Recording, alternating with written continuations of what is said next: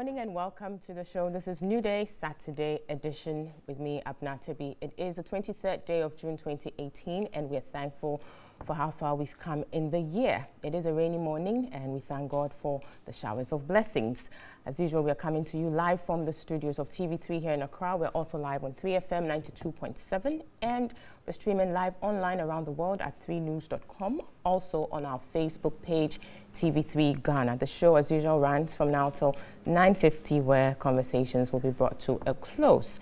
We encourage you to send through your comments, your remarks, contributions to the various topics we'll be discussing here to our WhatsApp number 050-0607-070, and we will read them out to the hearing of millions around the world. Today on the show, we're looking at, again, Accra's perennial flooding. It's June, the peak of the rainy season, and as is expected, the rains are here. And the floods are here with us too, again, unfortunately. Now, the 3rd of June 2015, we said never again. Then came June 2016, June 2017, and it did happen again and again. Yet again, June 2018, we are here again, and it is happening. It appears that just as we struggle to deal or find a solution to the perennial fire outbreaks during the Harmattan season, we are also caught flat-footed with rainy season disasters. Now, it seems these two occurrences, fire and flood-related disasters, just like Independence Day and Christmas Day, have become a constant feature on our national calendar. Like clockwork, they happen.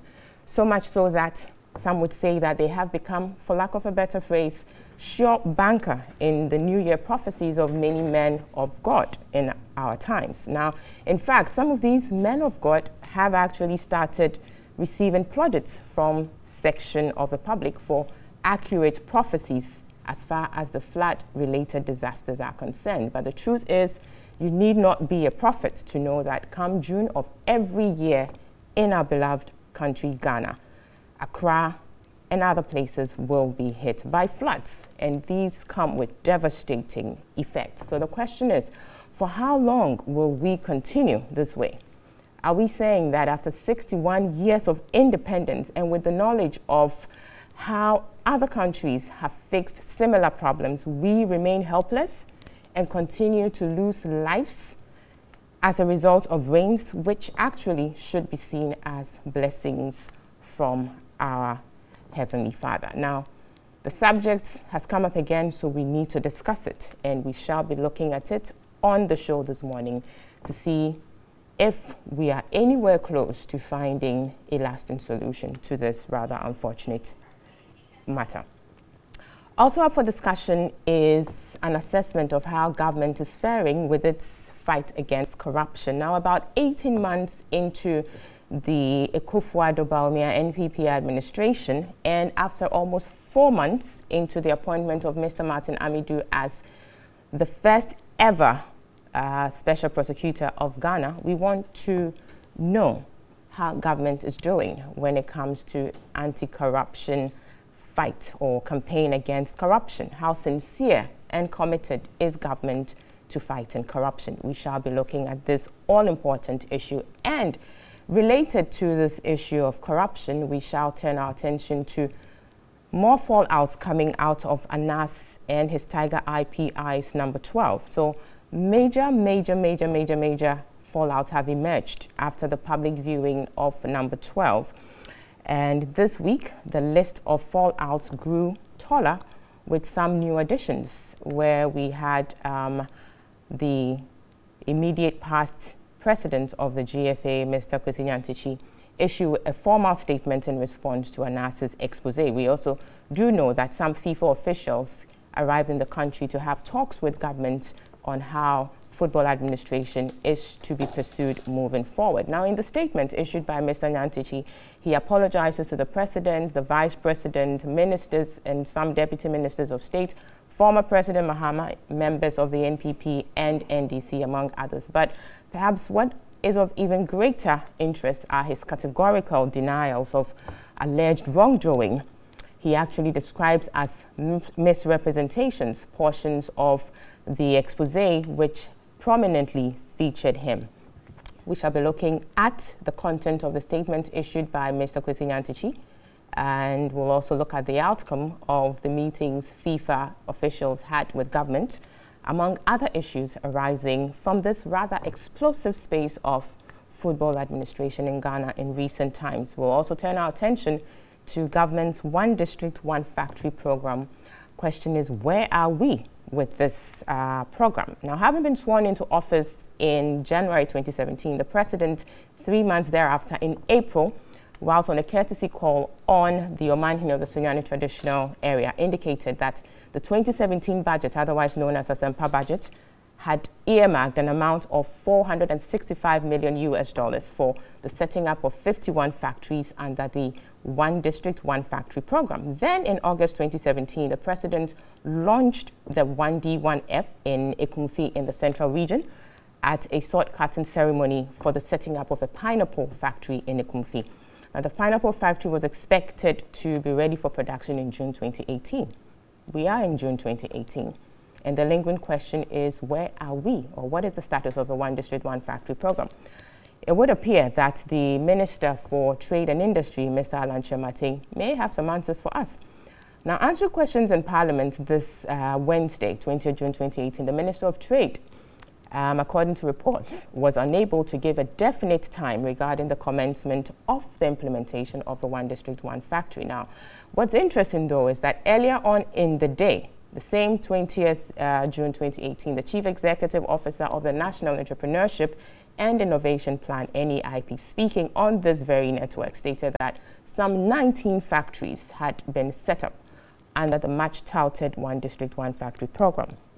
It would therefore appear that the CEO of the NEIP seems to know more about the One District, One Factory than perhaps the minister, the sector minister, does about the program. So question is, where are the 19 factories the CEO of the NEIP claims have been set up?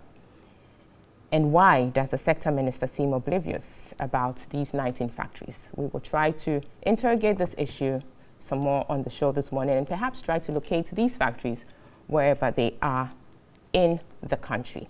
These are the topics we have for discussion this morning. We'll take a break at this point. When we come back, I will introduce to you our panelists for today's conversation. Stick and stay with us. We'll be right back.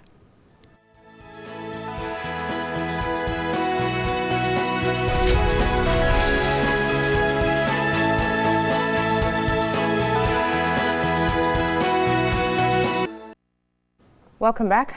You're watching and listening to Newday, Saturday edition. We're live on TV3, also live on 3FM 92.7 and online at 3news.com, also on our Facebook page, TV3 Ghana. The panelists for today are here. I'll quickly introduce them. From my left, we have Dr. Ahmed Jinapo. He is a senior lecturer at the University of Education, Winneba. To my immediate right is Kwame Jantwa. He is a senior member of the Convention People's Party, CPP. And next to him is Fred Amankwa-Safo. He's a member of the NPP communications team. We are expecting a member of the NDC to join us, as and when he joins us, we will do the needful to introduce him accordingly. So, good morning, gentlemen, and welcome to the show. Good morning, Abna. We'll start off today's conversations with Accra's perennial flooding and why we seem not to be, finding a lasting solution to this perennial issue. But before we get into the conversations, let's take some stories. But okay, we'll carry on. I understand the stories are not up yet, so when they do come up, we will go to that. But Dr. Jinapo, let me start with you. I mean, you've been doing this,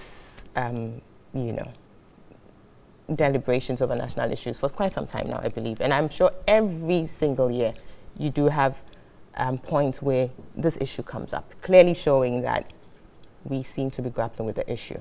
A predictable topic in June every year, but we seem never prepared for the disaster that it comes with, Accra floods. Well, Abna, let me say good morning to your cherished viewers and listeners. And to answer your question in a very simple word, flooding in Accra or Ghana, so to speak, has become a ritual. And not just a ritual, but it is one that it looks as if every year we get engulfed with it. And it didn't just start now. I mean, if you want to go and do a historical check of floods in Ghana, as far as 1965, I'm told Kwame Nkrumah went to Alajo to what? To commiserate with what? With people who happen to have been affected by floods. 1975, we are told to Ike Champon. 79 Rawlings. In fact, it looks as if every president that comes into office, I don't know whether His Excellency the current president happened to have been around during the Monday floods, but it's a ritual. And you see, when we have things of that sort, you are able to gauge how much we are moving forward in terms of our developmental aspirations. Because one of the basic tenets of quote and unquote civilization is a manifestation of how you are able to keep your environment clean. Right. Even we as human beings. And all these things that happen tells you that in terms of planning, in terms of keeping our environment clean, in terms of even forecasts, it tells you that we are not doing it right. So I think it's a deja vu. I mean, every year we talk about it. This year, fortunately on our side, even though, I mean, those who happen to have lost relatives and property, I sympathize and my condolences to them. But it transcends Accra. There have been times that you go to other parts of the country, you go to even my hometown, Bupe, we've had floods, even though the rainy season hasn't ended. But I think as a country, which is quite worrying, because you would have expected areas like, sorry to cut you, areas like Tema were known to be well-planned areas that didn't flood or didn't have these issues, but now they're coming up. So it tells you that we are retrogressed as a country. Yep. It tells you we are retrogressing. Our planning system is not working.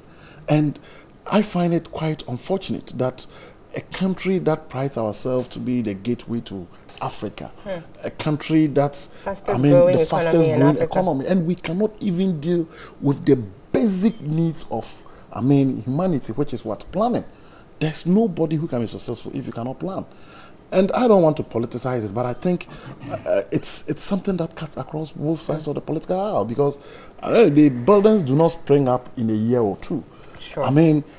Drains are not blocked in a year or two. But I want to see something concrete being done, especially by this administration, since they are those in power, so that we know that, look, there's a future.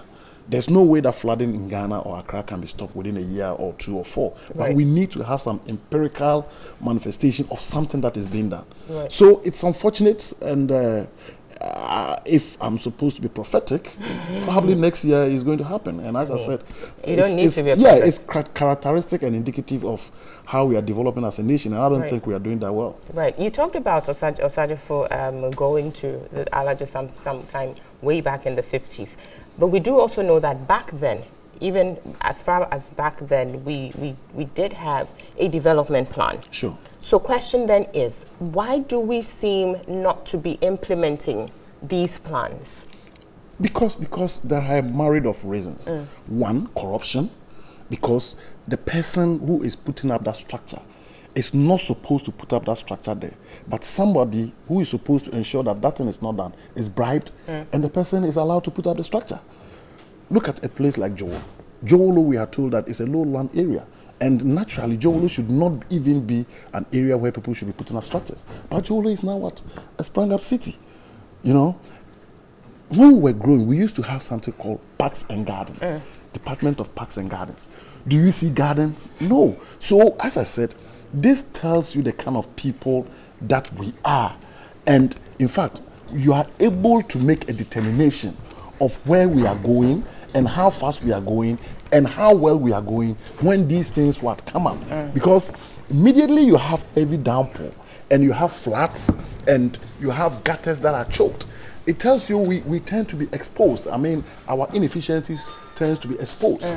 And if you look at the images about how in a country, a country that is supposedly a third world country, a country that is fast developing, and you have these things going on. Bridges are breaking down and all those kind of things. And these are very simple things that needs to be done. People are not supposed to build in waterways. People are not supposed to put rubbish in gutters. The gutters needs to be distilled.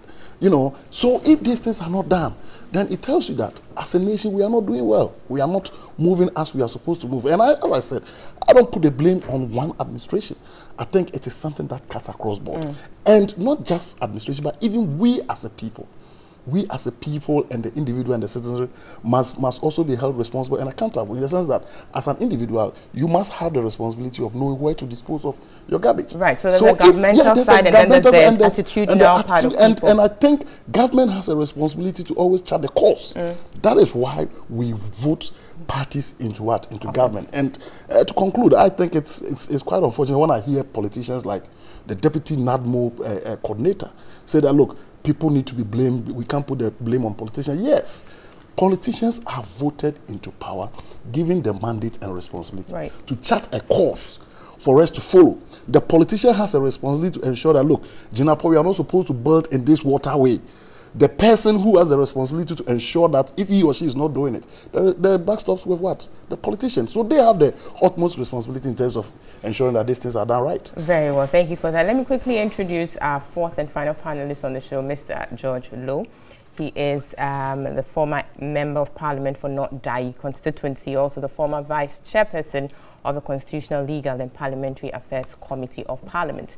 He joined us in his very nice NDC branded shirt. Good morning and welcome. Good morning. I know a delegate. A former MP. I'm a delegate. Yes. So yes. I'm voting by proxy. From here, I'm heading to the voter. Very well. So thanks for stopping by en route to the Volta region. So I'll quickly move to Mr. Jantwa here for your perspective on this as well.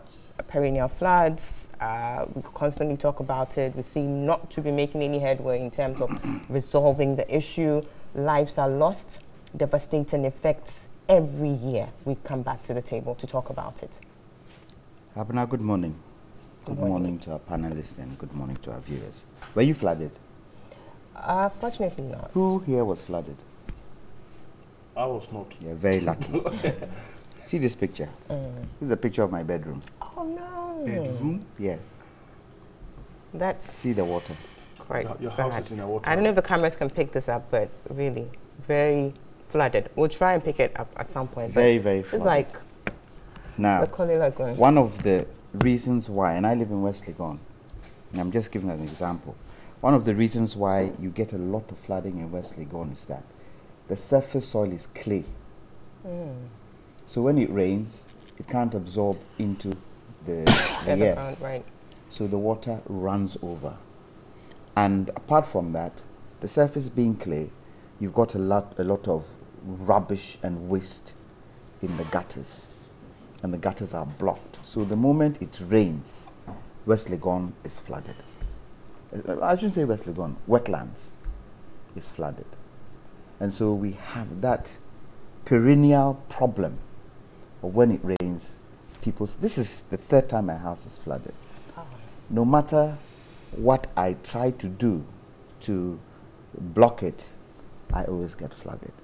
So we need to take into consideration the topography of where we are. In terms of, if it is clay, what can we do to stop us building in these areas and leave those areas for water accumulation, so that these waters don't go into people's houses. Now, when I was looking at this topic, I tried to not look at some of the challenges that Doc has given, but try to go back into, so what is it that could have caused this in terms of, in the past, what were we doing? And I came up with two things. There were more than two things. Basically, spatial planning. And when you look at the colonial governments, they employed, I was comparing colonial governments to post-independence governments. And I found that the spatial planning that the colonial governments did, they did, yes, for exploitative reasons and in a very limited areas, but they did it well. As compared to post-independent governments, they hoped that what they had put together would help, but there were quite a number of problems, myriad of factors that have stopped these plans from these governments that we've had after independence. Mr. Johnson, I'd kindly ask you to hold on to that thought. We'll come back to that. We have a story which looks at the flooding situation in Dome. Let's take that and then we come back to you to, continue with the submission. So please, let's have that rolling. The community is located on the Christian Village Road that leads to the Dome Market, Hacho and its environs. Monday night's floods reportedly left 2 children dead, with 1 body still unaccounted for. Parts of this bridge constructed over the Odor River caved in that night. Part of the road was also almost suspended over thin air as the floods had eroded parts of its foundation. One would have thought more effective warning tools other than these wooden planks would have been mounted to indicate the danger posed to drivers as well as pedestrians. As electricity poles and loose wires hung precariously close to the ground, children could be seen prancing up and down the bridge, unsupervised, oblivious of the looming danger below. This gaping hole is all that is left of what was until Monday evening a washing bay. In a bizarre twist, residents added this broken down taxi, which was submerged during the downpour at this spot, was not washed away. Like any post-flood ravaged area, the drains were full of garbage, particularly plastic waste. Residents lament, although the flood of the area is perennial, this is the first time the effects have been this devastating. I was able to save my car and move it up the hill.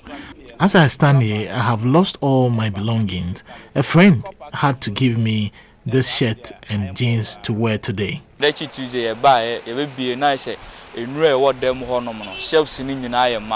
we woke up on Tuesday, the pharmacy was flooded. All the drugs stored in the fridge were destroyed. This has cost us thousands of cedis. This passerby had a word of advice for residents of cemetery. Sometimes it is not about, I need a place to stay, I need a place to stay. Your life too is, you have to at least know where you are coming to stay, so that one day it won't affect you. According to residents, although NADMO officials had visited the scene, they were yet to hear of any concrete plans to help them.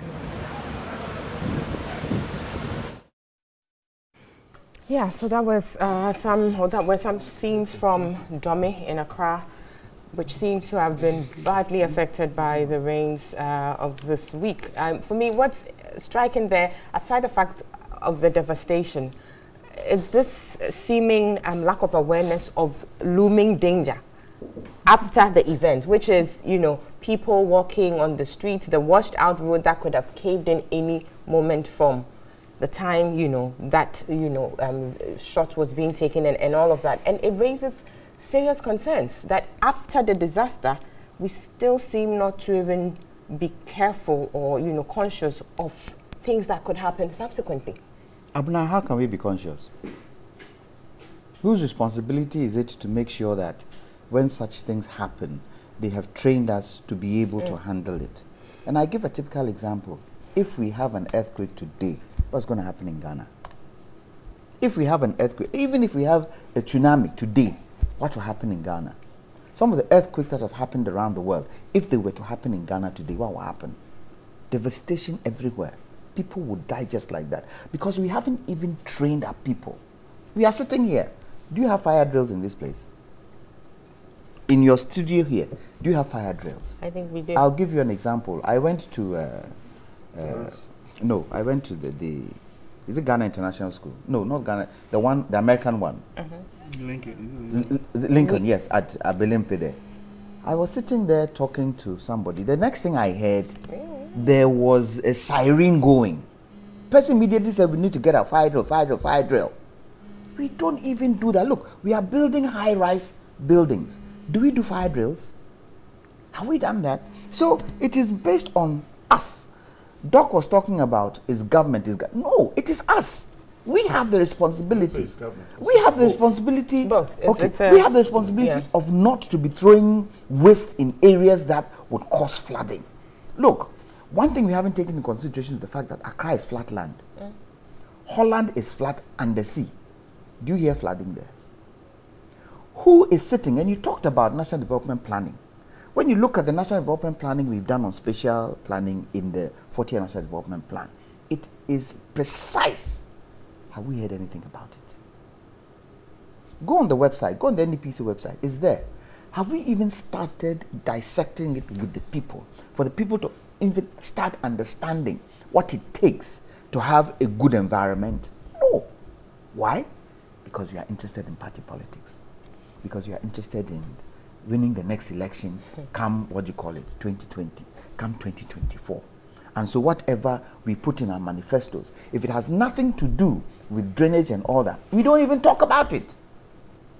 How many of the politicians, including my own party, have you heard speak about drainage in Accra? You narrated Rawlings' time, even in Nkrumah's time, although the population was much smaller.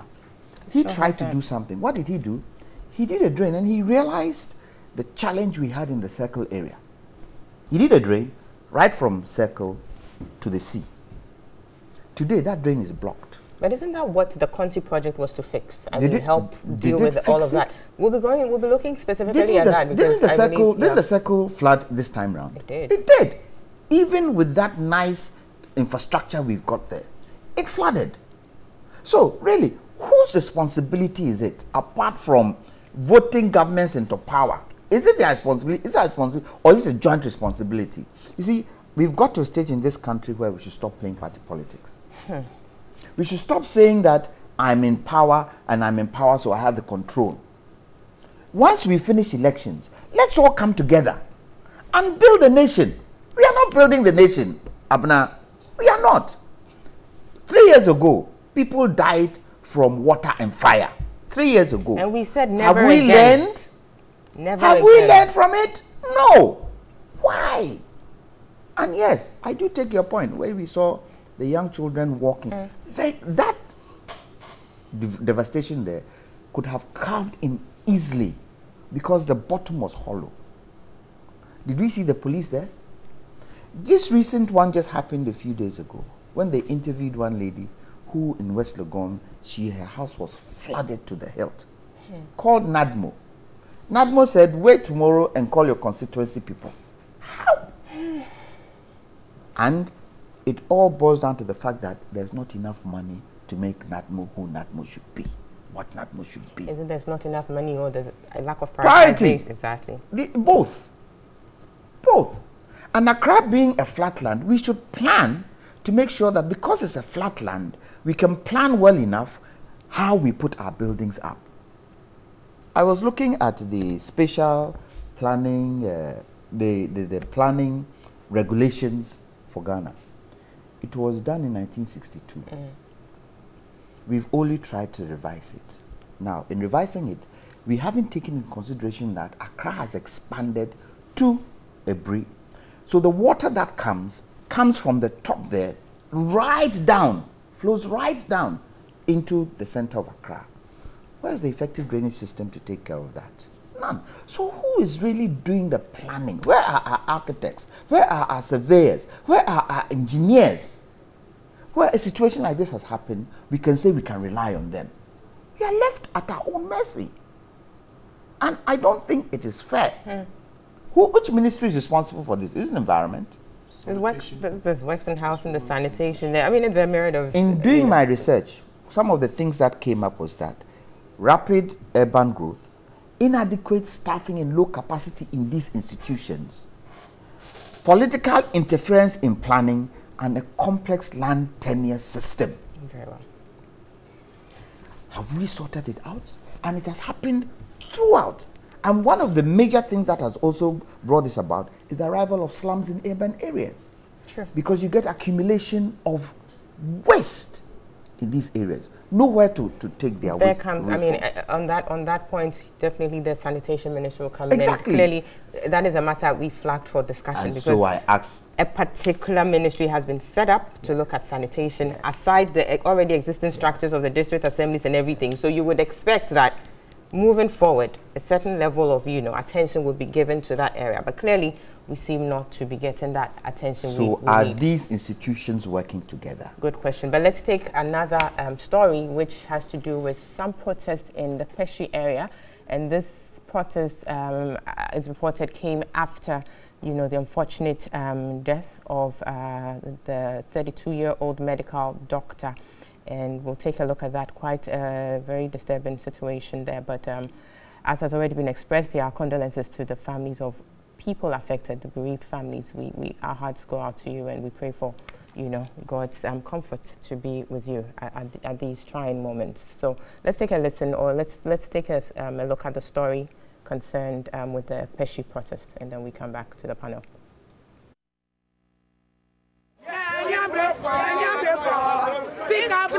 The residents were outraged. The problem they have complained about for years has claimed a precious life. A 32-year-old medical doctor lost her life here following last Monday's downpour. We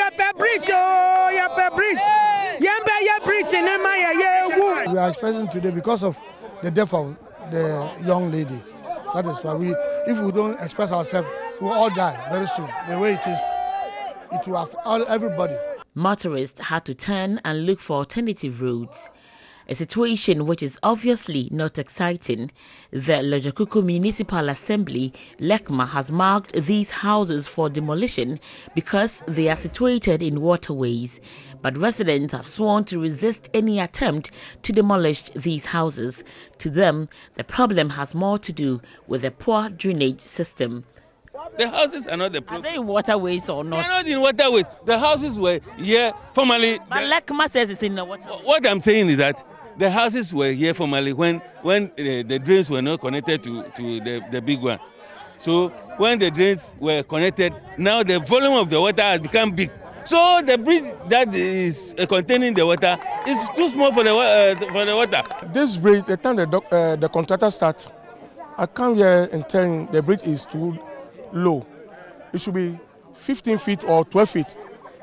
The thing the contractor tell me, the money they give her, it being work you do. A big question that is yet to be answered is that for so many years, these houses have been where they are. Why did it have to take this incident and the life of this young doctor for LECMA to now come and mark them for demolition? For TV3 News, Catherine Frimpoma, Teshi Rasta. We can ponder about the question Catherine asked there. I mean, why did it have to take this incident, for this to happen? She's asking. Abra, it always takes an incident for us to talk like this. During the dry season, that is the time we should try as much as possible to have a good inventory of these bridges and these areas and make sure that we can put it in the right order before the rains start. Now, there are 8 main drains that frequently affect flooding in this country, and it affects around 1,000 people at Mateku, Nima, Tesano, Kaneshi, the Mampon Stream, Chimu Stream, Jolu. Serious flooding happens with these 8 drains every day. Right. And not much is done. Very well. So, I would say we should be very mindful and not take for granted climate change. Because the quantum of water, the quantum of rain that we're having has a direct result where climate change is concerned. And I think we should start to educate our people that climate change impact on us should help us to change our ways. Otherwise, these things will continuously happen if we do not try as much as possible to straighten them and make them better. Very well. Thank you very much. We'll move now into, you raised some issues about the flooding areas, certain specific areas that have been affected over time. I'd want to now bring in the politicians here, NPP, NDC, to look at the Conti project. Because, I mean, when you're talking about flooding in Accra, you cannot not talk about the Conti project and where we are at and what has happened, why, you know, the project seems to have stalled and all of that, and whether we've achieved any successes from whatever it is of it that was implemented. But I'll start with you, Honorable, to look at the, you know, how the Conti project was dealt with under the NDC administration, then come to Mr. Amankwa Safo here for how government currently is seeking to take that project forward. So the Conti project came into, I mean, it's a loan facility that was granted to have been executed over a period of time. We are told that at some point it stalled because of certain reasons. I mean, in my research, I came across something that the former mayor of Accra said that due to the IMF conditions, the monies that were expected couldn't be accessed and all. Tell us exactly what happened at the point the NDC left, you know, power. What was the status of the Conti project, and moving forward, what was expected or what is expected to be done? Because it was supposed to be the panacea for the flooding situation in Accra, wasn't it? Well, good morning to our cherished viewers again, and my co-panelists, and of course my luck goes out to all those contesting on the at the NDC constituency elections across the country today. I wish them well. I would go and cast my vote when I'm through with this program. Mm-hmm. It's unfortunate. Of course, my condolences also go to the family of the young doctor who lost their life, and many others. Many others who also lost their life. And of course, to people like Mr. Jantua, who had to stay up the night trying to be a hydrologic engineer, trying to get water out of his room, I'm sure. Flooding has been with us over time. It has transcended governments. For me, I think that even before I talk about the Conti project, for me, I think that it's because we haven't learned anything in the past, and we are not prepared to learn anything now. 2, we are not learning and getting people to work in this country. I always say that when things like this happen, I wonder why we should be sitting here and be discussing. Because when things like this happen, what I expect is that 1,000 people have been asked to go home for negligence of duty. Because you see, every month, at the end of the month, the minister either borrows money or looks for money to pay workers who are supposed to sit down and plan and think and work and solve these problems. So if day in, day out, these things are happening, and we are sitting there, and every day we wake up at dawn and dress up and come and sit on this program and talk about it, and 3 years down the line we are talking about it. It means that we are citizens, we are not serious. That is 1. 2, the politicization. As I speak to you, NADMO probably has employed 500 new people, and they can't handle this thing because we are employing people who are not skilled in anything. He is a constituency youth organizer, so roll him up. He is so and so, so get it there. So at the close of the day, we are piling on, right? And then we are bringing people who have no skills to work. You understand? Yep. You have 216 new acting district directors of NADMO who have nothing, who have no knowledge possibly about floods and things like that. So did we go or did we come? Are we not fooling ourselves? So really, we need to look at this, and then attitudes and history should guide us. Why am I talking about history? Look, if you sit down and look at the map of Accra, it's so interesting.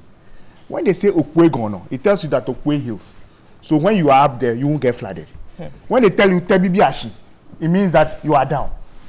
All the names that people picked up many years ago, if you look at Accra, it has to do with the geography. It has to do with the geography of the place and the topography.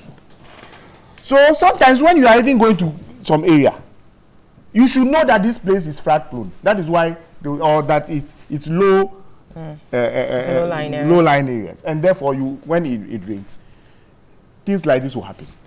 And yet we are not learning anything from it. Our engineers are not even incorporating this in special planning. So again, what are we doing with ourselves? Look, nobody can tell me that many people these days do not use the services of engineers, architects, and things like that. What advice are they? We should start suing people like that for negligence of duty. Because you see, it's mind-boggling that after all these years, after June 61 3rd, years of independence. Yes, after June 3rd, we can still get a doctor lose her life this way. Amazing. And what do we get? Placards, citizens the following day. When and I was amazed.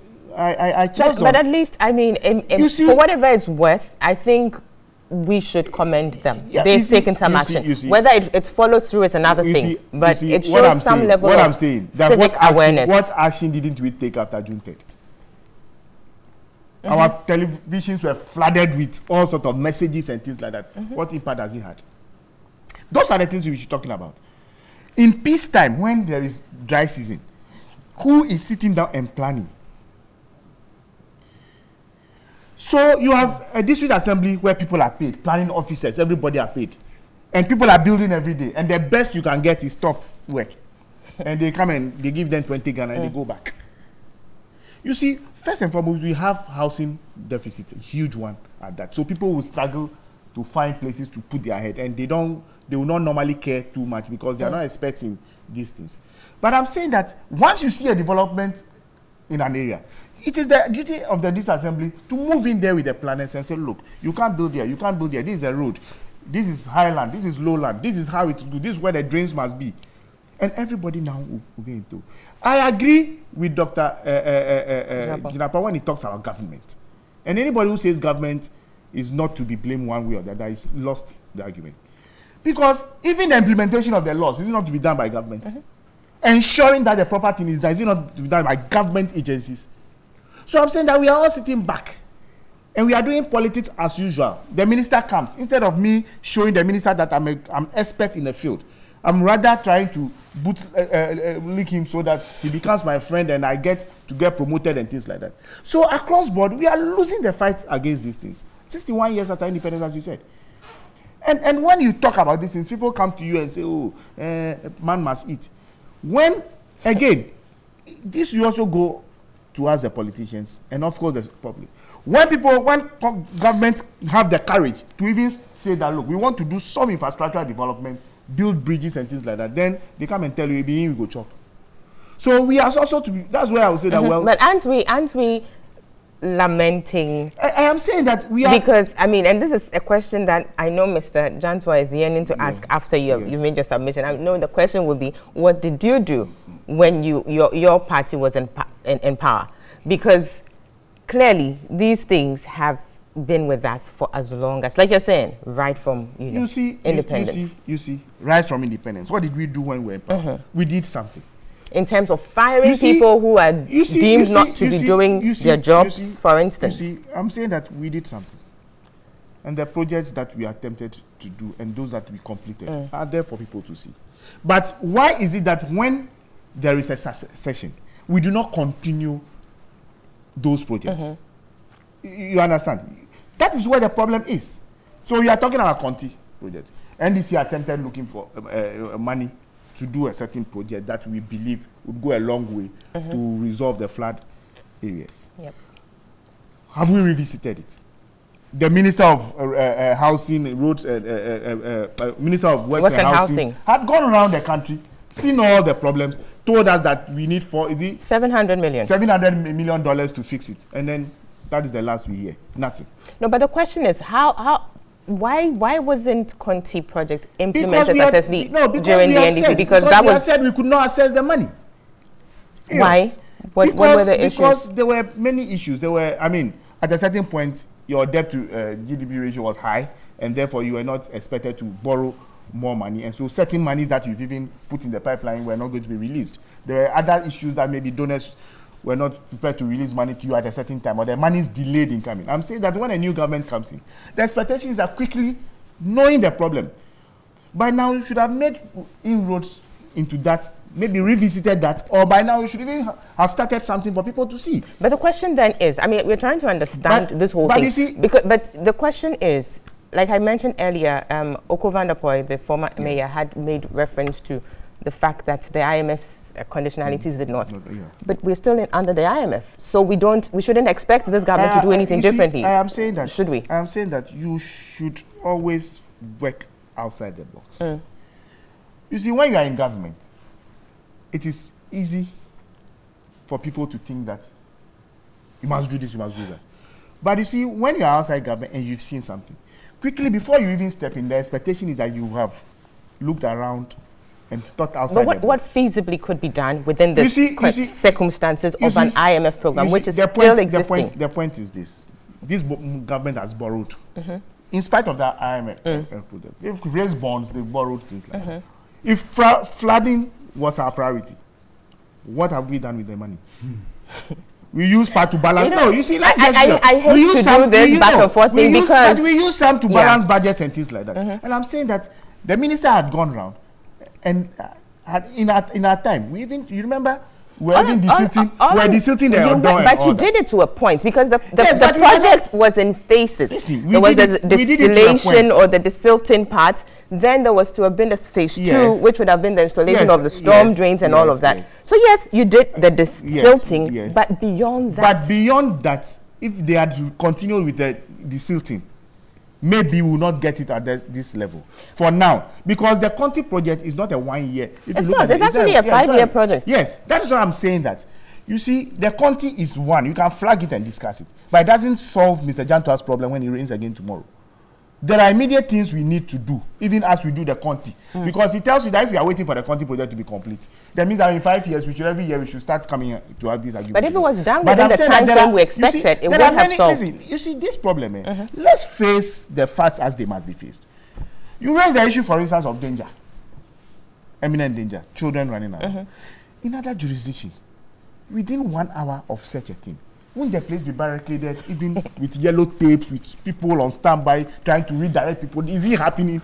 No, you see, this has even fundamental things. So, Conti is money matter. So, let's say it's on a bigger scale. Even the little ones. But it's a bigger scale thing, but one that if we had pursued, if we had the scope to pursue it would have fixed the problem. As a nation, we don't have the money to do Conti. So, let's forget it. No, not forget it. You still keep pushing. You still keep pushing until the money comes. Until the money comes, you can't do much. I'm saying about what about those things that are within our own look, we talk about waste and its attitude and things like that. Rwanda. When you go there, do you know why people don't litter the street? It is not because they don't want to litter the street, or you don't know that they don't want to use plastic. But Paul Kagame, you know that when you do it, Charlie, the law will deal with you. Right. So they've acquired it. And I'm saying that attitude is what we need. Yeah, it's what we need. All these plenty English, we can talk, Conti, Tinker, and all those things. Immediately, it doesn't solve our problem. You see, we need to go back to basics. We need to sit down and tell ourselves that, look, we must all get people who are paid to work. Instead of, sometimes I find it very funny when you have politicians going around and they are inspecting. When the minister of road, when the minister of West House is going to inspect, what is he going to inspect? He doesn't even understand what he's being told. Very well. Now, look, let me just conclude for me. There are things that are happening in this country that we are taking for granted. I sat on Public Accounts Committee, and we used to do what we call value for money audits. Some of the bridges that we have built, the report shows that the work was shoddy. There were engineers, there were other people.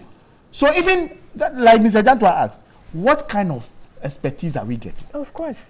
And what kind of public offices do we have? You see, squander the money. But quickly, let me go to Mr. Mankosafo. Just a point. 30 seconds. Just a point. We had a Paul Kagame in this country, didn't we? We had one in this country, in President Rawlings. All these things that we are going through stem from those times. Under a certain kind of rule, not what we have with whatever Rwanda. the case is. But we chose the mindset of the people could have been changed by the leader. But that opportunity has been lost. Very well. Let me go to Mr. Mankosafo here. And again, the Conti project, I would not discuss floods in Accra and not bring up this project because it was intended to solve a problem. The silting started, and we started everything. It got to a point where it was stalled owing to certain reasons. Now, Honorable Atachia, when he came into office, did a tour of certain areas, and then said, like Honorable George Lowe mentioned, that an amount of 700 million Ghana cedis, or no, US dollars, would be required. Indeed, that figure was over and above the original, which was like 663 million or so. Where are we? If the issue about borrowing, like Mr. Lowe mentioned here, if IMF conditionalities didn't allow the NDC government, which of course I have my reservation about, because that government also went ahead to do some, borrowings of some sort. Question is, if we are committed to dealing with this problem, we would find money to do this project. Because according to Mr. Atachia, he says for him it's about looking for money to do the project. It's not about going to tinker with the project as it is, because he believes in the project. And so it's a problem, or it's a question of let's find the money to do it. Where are we? Are we really committed to solving this problem? Obviously, we are committed to solving the problem. But it's yet to show. Good morning to our viewers, and good morning to my co-panelists and yourself. It's unfortunate, again, that we are here as a nation grappling with floods once again. We are very committed to doing it, and we have started. How much of the 700 million have we been able to mobilize? My colleagues stated that it started even in 1965. We had Alajo, we had President Kwame Nkrumah inspecting floods in Alajo. If you remember, during the reign of President Kufuor, we had a project that really transformed the flooding situation in Alajo. We haven't had floods in Alajo for quite a while now. They've moved to other areas. Yes, it means that we have what it takes to solve the problems that we have when it comes to flooding. We are here. Conti, yes, we have not been able to access the funding to do the Conti project. But Conti project, like my colleague said, is just going to solve one aspect of it. I want us to look at even our own attitude. We cannot run away from what Ghanaians, we disappointed ourselves 61 years down the line, basic infrastructure, bloated monies for construction and all these things. These things are really what's affecting the solutions that we seek to find. Over the years, we haven't helped ourselves. And if we continue along the path, playing the political chess here and there, yeah, we will do that. We will not get far if we don't change the attitude. The attitude of the Ghanaian is that we want a quick fix. We want to have accommodation, and then we will site our buildings anywhere, irrespective of what the law says. And we have building inspectors. And that attitude has been reinforced by a lack of enforcement of the law. Yes, because when it comes to... that's a failure on the government's part. I mean, not just this government, but successive governments, really. Exactly. When it comes to ensuring that laws are implemented and enforced, you have political parties, especially NDC and NPP, blaming each other for what is happening. If we don't stop the use of rubber and plastics, these perennial, even if we access the loans to construct the drains and have Conti come upstream, we will still get them choked, because no matter how wide you construct a drain, if we decide that we're going to dump rubbish into this drain, how long is it going to take for us to do? And slums, this is one of the reasons why we're having the floods, because getting closer to the beach, to the seashore, you have a lot of slums. And then, unfortunately, settlement around major rivers, like the Odo River, like the Kole Lagoon. You have people there, and that's been turned into a market for all this while. We need that political will to say, look, enough of losing lives every June. Until we do that, I'm sorry, we'll come back in June next year and have this discussion, and it doesn't really augur well for the nation. You talk about political will. We as Ghanaians. No, you are in power. I want to see from you in power. Yes, we have been voted for. You have been put in power. Let's see you do it. Don't say we. That's exactly what we are doing. That's exactly what we are doing. If we keep pushing the reasons around, government will have to take charge. Tell us what you are doing. Government will have to tell us what you are doing. Of course. For now, Malam drain is on course. We are constructing the Malam drain now, and after completion, the storm drain in Malam area would also be brought to an end, just like we did with the President Kufuor when we did. Yes, the Alajo job. So yes, the president is upbeat about this perennial, and is committed to ensuring that these things do not come again next year. Well, it's one thing to say that, but it's another people, you know, observing from afar. Exactly. Telling, I mean, people are discerning enough to know whether it's just rhetoric or it's something that the government is committed to. And that decision or that judgment is definitely the prerogative of Ghanaians. But the question, you talked about the political will, and I want to tie that into the example about Paul Kagame and Rwanda. You talk about plastics again. Do we have, or let me say, does government have the political will, or is government willing to categorically lead a policy to ban plastics? Yes, we are, and some of us are pushing so hard to ensure that Why we ban. should you push so hard? No, why should you push so hard? No, sometimes Mr. Janto, allow him. Just allow him. Just allow him. Carry on. Yes. It's a party in power. Yes, you are in power, but this is an ecosystem.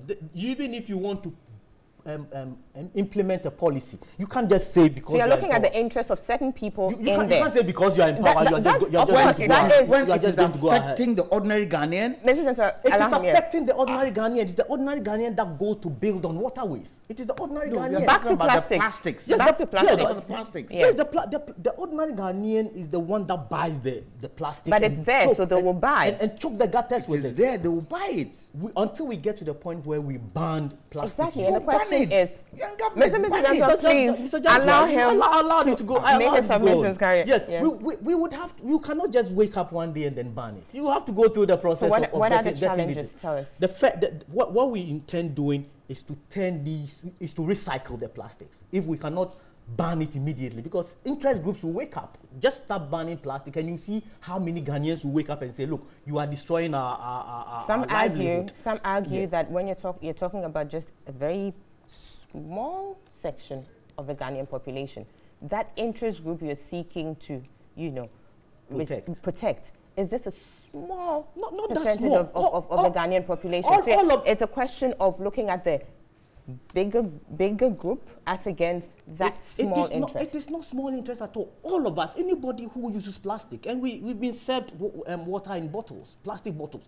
We ask ourselves, where is the plastic bottle going to end? Government wants to put in place recycling projects that would ensure that it is not, and it's not just the plastic, even our own household bio waste. What do we do? Household waste. What do we do with them? How do we dispose of these things? And these are all contributing to the flood system, that this flood situation. We need to take a break, but the reason why I'm still persisting on the plastic discussion is because oftentimes we are quickly to make references to Rwanda as the poster child in Africa. Yeah. That Rwanda is doing this, Rwanda is doing that, and the key thing in Rwanda is the ban of plastics. And Kenya.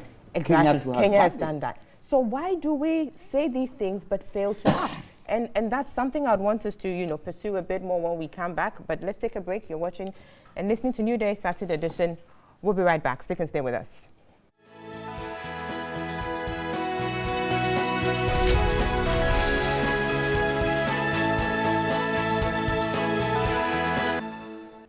Welcome back. This is Newday Saturday edition live on TV3, also live on 3FM 92.7, and we're online at 3news.com, also on our Facebook page, TV3 Ghana. We'll be wrapping up on the conversation about Accra's perennial floodings, and Mr. Mankwa Safo was making a submission. So I'll come to you to wrap up for me quickly, and then I'll take the concluding remarks of the three.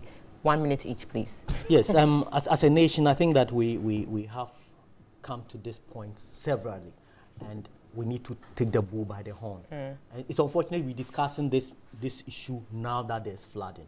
But I'm aware that the president has instructed that these things should be done long before these floods set. So then the people didn't heed his call. They should be fired then. The politicians have a role to play. But how about the technocrats in the various ministries? These people must also be up and doing. And Ghanaians ourselves, we cannot take away the attitude of the Ghanaian in all these things. Yes, floods will come, but we are the one that build. We are the structural inspectors. These people must also be up and doing. We must all know that, look, when it comes to such things, it doesn't have political color. we would have to take the bull by the horn and work to achieve the objective to stop the flooding in this country. Thank you very much. Next year. Thank next you. year, June, if we come here to discuss this thing, then we are not helping ourselves. Then you would have failed. Totally. Let me come to Dr. Jinapor quickly for me. 1 minute, please. Very quickly. Yes. I think this whole issue of not politicizing floods and certain issues, I mean, for me, it's a non-starter. Parties are voted into power with a responsibility and a mandate. And one of them is that this administration, just as previous administration, is going to be measured and scored based on its performance in dealing with some of these issues. Right. And I would have expected that by now, at least, the sector minister responsible for the assurance that we don't have floods should have come to speak to the nation. What plans are being put in place to what? To address the issue. Mind you, we haven't even done a quarter of the rainy season. We are still in June. We are yet to get to July. And as I said before, I mean, it could even extend to other parts of the country. So government must be held accountable, and they must be responsible to what? To the citizenry. This whole cliche of the individuals taking responsibility. Yes, individuals have a responsibility, but they must be made to be responsible by government. I have a responsibility to ensure that my children do the right thing.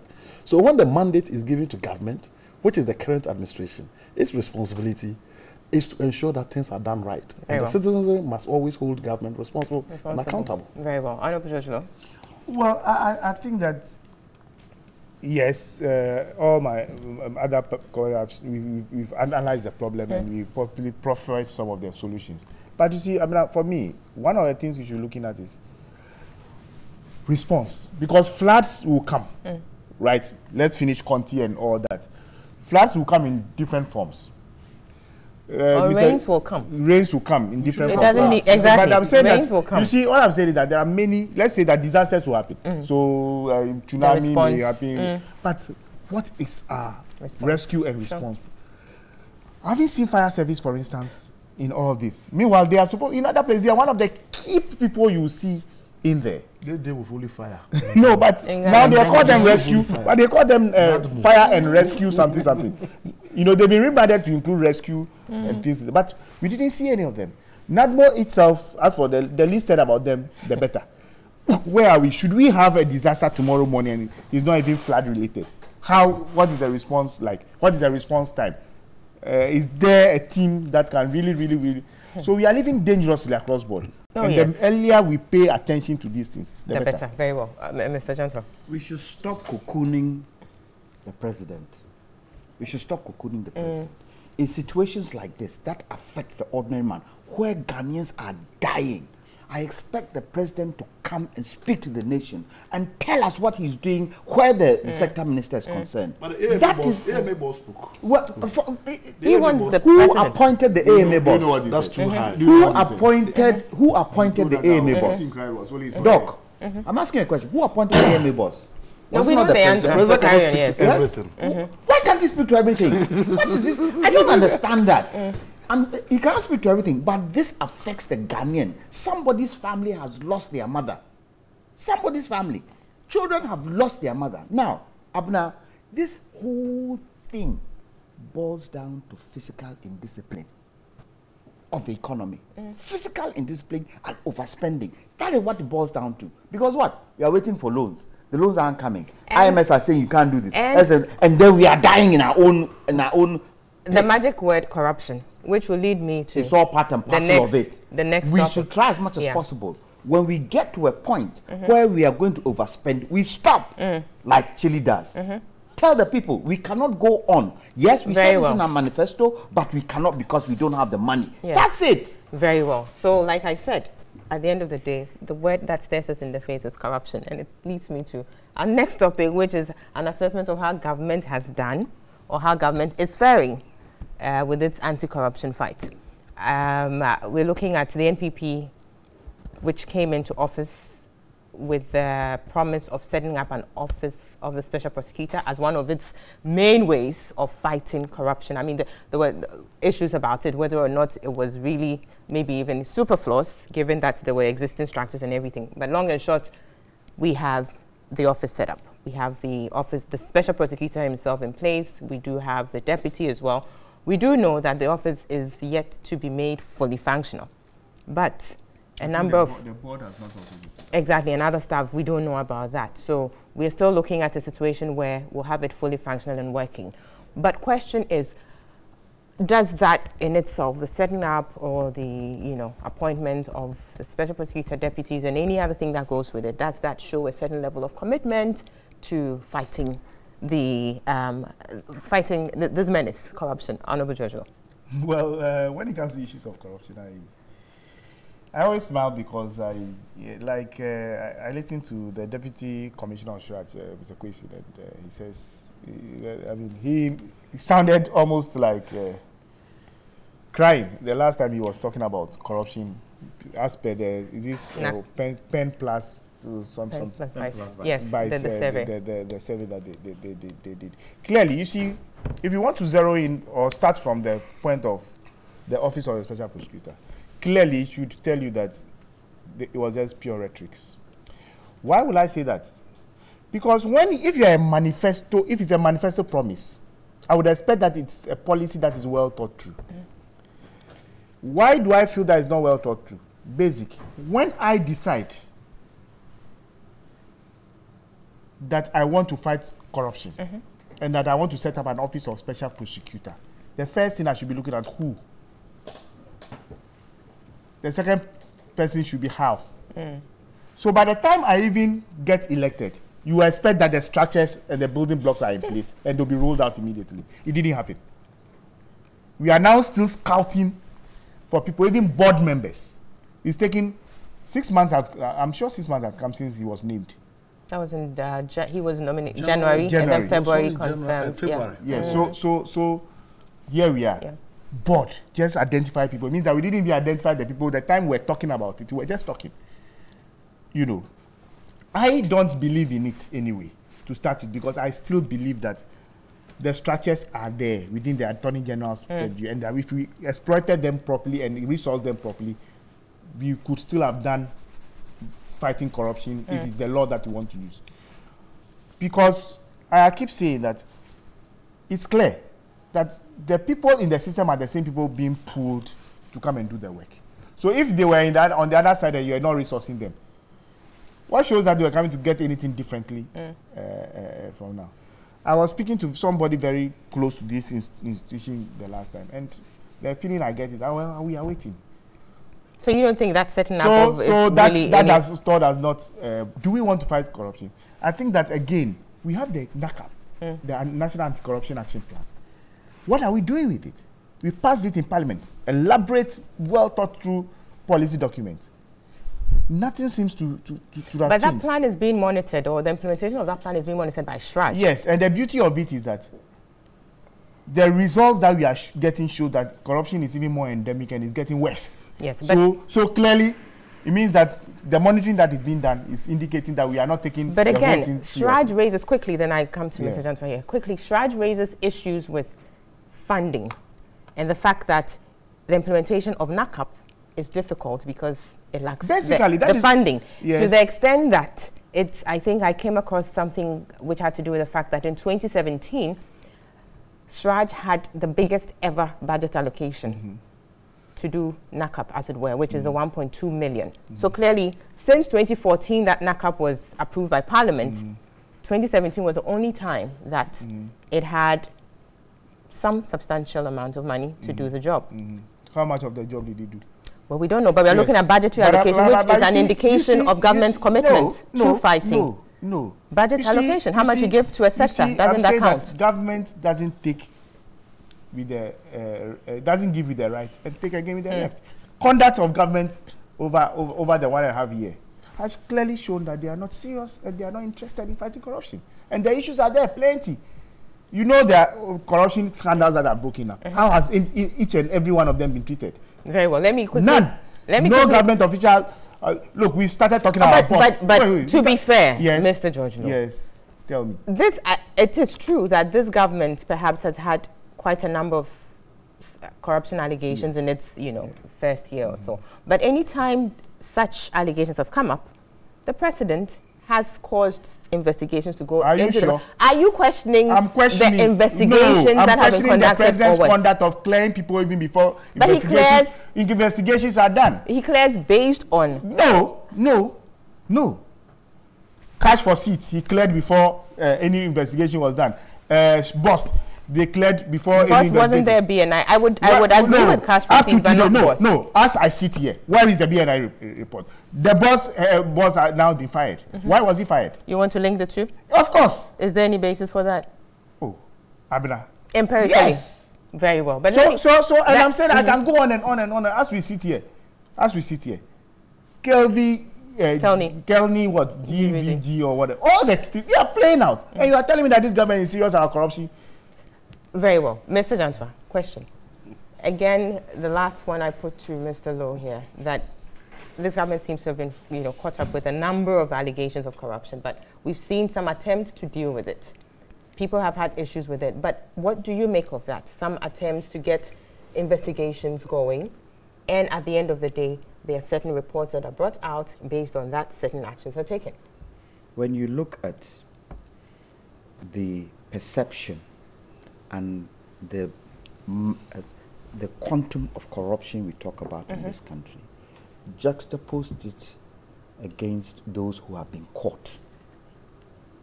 How many people have been caught for corruption? How many? Very few have actually gone to court and been jailed. When you look at the condition of corruption in this country and the mass nature of corruption in this country. Abna, I'm going to say something, and I know I'll be kicked for it, but it is true. Don't say it. No, I'll say it. I'll say it because it is true. Ghanaians are hypocrites. Ghanaians are hypocrites. Because look, including Kojo, well, Ghanaians, so generally, Kwesi Nantechie's problem has come. We are all saying, hey, he's this, he's that. Is there not petty corruption in the offices we are? Corruption comes grand, petty, political. These are the three strands of corruption we have. When you go to the offices and people need to do things for you, do they not expect you to pay something before they do it? Is that not corruption? And somebody like Kwesi Nantechie does grand corruption and we are all shouting at him when within our own localities we are also corrupt. Why won't we shout? That is grand. So the petty one, we don't have to shout. The petty one, you go to the office where somebody expects you to pay for them to give you a driving license, that is not corruption. Talk about it, but the grand we shout. We have to shout at every type of corruption. And you see, one of the major challenges we have in this country has got to do how we pay our workers. Go to places like the shopping malls we have and ask me, how much do they pay the Ghanaians there? Some of them take home 300 cedis a month. How can 300 cedis look after somebody a month? When 300 cedis can fill somebody's petrol car. We need to be able to look at how we are paying workers in this country. That is the beginning of the problem. I'm not saying that if you pay them well, people won't be corrupt. Or that it's justified for them to do what they're doing because they're underpaid. At least. The quantum of people will be lower. Because Ghanaians are such people that if they are satisfied, they can take, and it's the basics they are looking at. Being able to take their children to school, being able to feed, being able to have accommodation, and being able to pay for transportation. But looking at the how government is fed and the commitment, whether indeed there is that genuine commitment or not, to the question, do you see from what has happened in so far, how many months, 18 months, allegations of corruption, let's look into it. Do you see that as an indication of government's commitment to fighting corruption? Hoped, or you share with, I would have hoped. And the same disease that happened to the NDC and that happened to the MPP when in power is happening to this government. And what is that disease? Tell us. Those people who surround themselves around the president and do not tell him the truth and do not get him to know what is happening makes him now think that everything is cozy. And he should be able to have people outside these people to tell him things. I'll give you a typical example of Kwame Nkrumah. Nkrumah had the Krobodisais and all those people around him. But one of the things Nkrumah used to do, he knew he had people in the markets. Who would come and brief him. So when a minister comes and he's talking nice, he'll put one question to you and there you are stuck. So ministers in Nkrumah's regime, in the First Republic, they were very, very careful how they approached him. Shouldn't we do the same? Because it looks as if what our presidents are fed is not what's relating on the ground. So the president should go mystery shopping. It's not a question of mystery. No, he should find ways and means and not take what his people say hook, line, and sinker. That's why he should go mystery shopping. Well, he should try as much as possible to get information. Not to interrupt you, I can tell you that the president has a lot of people, quote and unquote, grassroots that he talks to.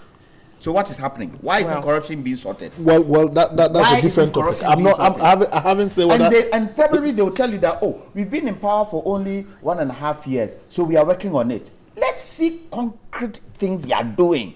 And you see, the thing we have in this country is that we don't carry the people along as we go along. So the people they don't know what is happening.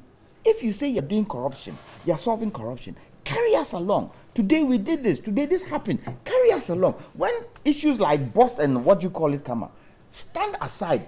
Give it to those who are supposed to prosecute. Prosecute it. Don't come in as a party. Very well. We need to take a break. We'll take a break. When we come back, we continue with the discussion on how government is faring with its fight against corruption. Stick and stay with us. We'll be right back.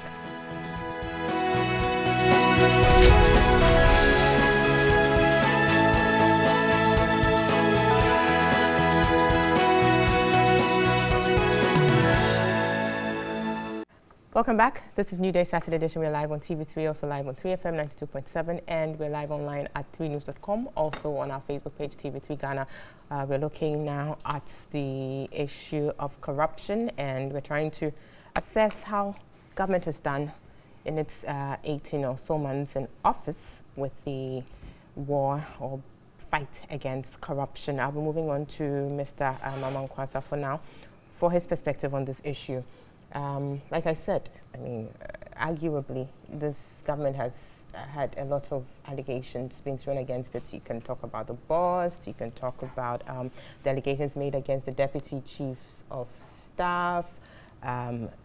Recently, we had the Ghana Export Promotion Authority, and again, we had the bust and cash for seeds. Quite a number of allegations of corruption coming in respect of this government. And people have also had cause to complain about how, if you like, the president has come in at certain points to, deal with the issue. And a number of issues raised about that. Of course, the NPP has had reason to say that this perhaps is an indication that the president listens, and when things come up, he steps in. But do you share the view that perhaps at some points the president should allow the system to work, i.e., the agencies mandated to, deal with these issues to carry on with the work? The issue of corruption is quite complex, and sometimes we have our political opponents come in and try to attack the people around the president and say that they are preventing the president from knowing exactly what is happening. The president is on top of every issue that happens in this country, and every corrupt allegation that is thrown out there is investigated. He would do that. He will ask that it should be investigated. He doesn't just come in to clear anybody. All these are allegations, and rightly so. People are coming from a background. For the past 8 years, we have seen what have happened within the country when it comes to corruption and how corruption was fought. Quite recently, you have the association of, I think, the Gapuha coming out throwing an allegation against the former the chairman of the board, and then they've come out to apologize. Some of these allegations are just to score political points, and they have no merit in there.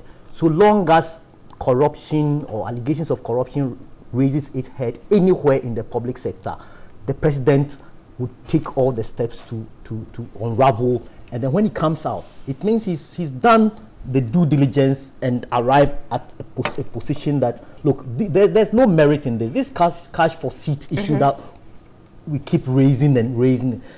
There are no evidence to prove anything. Before the parliamentary committee was set up, the president did say that he had received, he asked the sector minister, Alan Martin, to explain to him the circumstances around that. And based on that, he said, well, he had dealt with the issue. He didn't think there was any. But then subsequently, we went ahead to set up the parliamentary committee to look into it. Did the president have to do what he did? Why didn't he allow the system to go on? Because people are raising issue about you clearing, as it were, this person even before the persons or the bodies mandated to do these things actually work. I'm not sure that the president erred in this circumstance, because he had been briefed and he has gone through. But is it the authority to do, or the body to do, to go into such investigations? He didn't stop parliamentary committee from going into it. And parliamentary committee is not made up of just the MPP. You have the NDC on board. So if there were any untoward, if there were any issue in there, the committee would have come up with its findings. Even after the president had cleared. Why not? The committee can disagree with the president. The committee. Don't you find it procedurally a bit inappropriate? It is not inappropriate. I'm not sure we can go along that tangent when he hadn't stopped the committee from investigating the allegations, that, as it were. We have the NDC lost the 2016 election based on corruption and corrupt allegations. And so now what is happening is that, okay, this is what you did. So even where there is no wolf, we will shout that there is wolf in there, and then we go there, we don't see anything. We can continue to play the ostrich and think that the situation is so dire and the president is doing nothing about it. This is a president that had come in to fight corruption, and all the effort that is being put in place now is geared towards that. The special prosecutor, we had issues even to set it up, to agree. We had been fighting back and forth to make sure that the office is set up and everything is going to run. What is lacking now is our ability to tell Ghanaians this is how far we've gotten to in each situation when it comes to corruption. But some of these allegations are just that, allegations. They do not have any merit. They do not have any evidence to prove to the contrary. Could the same be said? Could the same be said of the allegations made against the NDC, which earlier on you said they lost the elections based on corruption allegations? Because so far the question then is, how many of these people have you been able to prosecute successfully? None. In the NDC time, we had a former president admit that he received bribes. Did he admit that? Of course, the committee that set up, the president has admitted receiving a vehicle from a Burkinabe contractor. I mean, what else do you? That wasn't a bribe, was it? What was it? How do you? What is corruption? When does something become? Again, Shraj cleared him. But he himself admitted. He himself had admitted that. Point of order. I think. Point of order. Quickly. There is a difference between a gift and a bribe. There's a difference between a gift and a bribe. The question here is whether in power, if you're given a gift, you have to accept it. In power. So right now, if somebody comes and gives President Nana Addo a 4x4 vehicle, should he accept it? He shouldn't accept it. Exactly. Because that is especially you are saying now. Especially Mr. Jantua, we in government are committed to ensuring that the fight against corruption is won. It will take all of us to bring evidence to prove that this officer is corrupt. And these are the allegations and these are the evidence that would back the allegations. We can continue to throw salvos at each other and in our quest to fighting corruption. But when we do that, what we take away from the discussion is that we have not given enough evidence to buttress our point. And that is difficult to pursue along that tangent. What the president seeks to do is to ensure that the due process of the law always prevails, and that's exactly what we are doing. The perception is worrying that for 18 months or so, we've had these corrupt allegations being thrown at us at each point.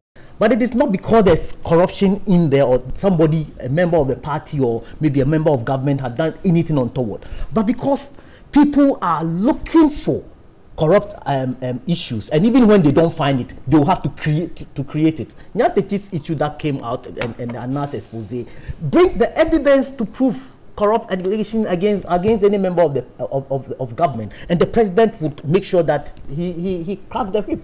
This is not a president who is shy from taking bold decisions, and so Ghanaians should be rest assured that the fight against corruption is not lost. The fight against corruption is on course, and then we are going to achieve the objective for which the Special Prosecutor Office was set up, and all the other laws and regulations that would help to fight corruption are in place and implemented. Because people are really looking forward to this Office of the Special Prosecutor being up and running to, actually take on some of these corruption allegation cases. Thank you. And it's been 18 months already. How many months do you have? Because as far as the election cycle goes, the year 2020 really is like people would say, it's non-score. It really doesn't matter.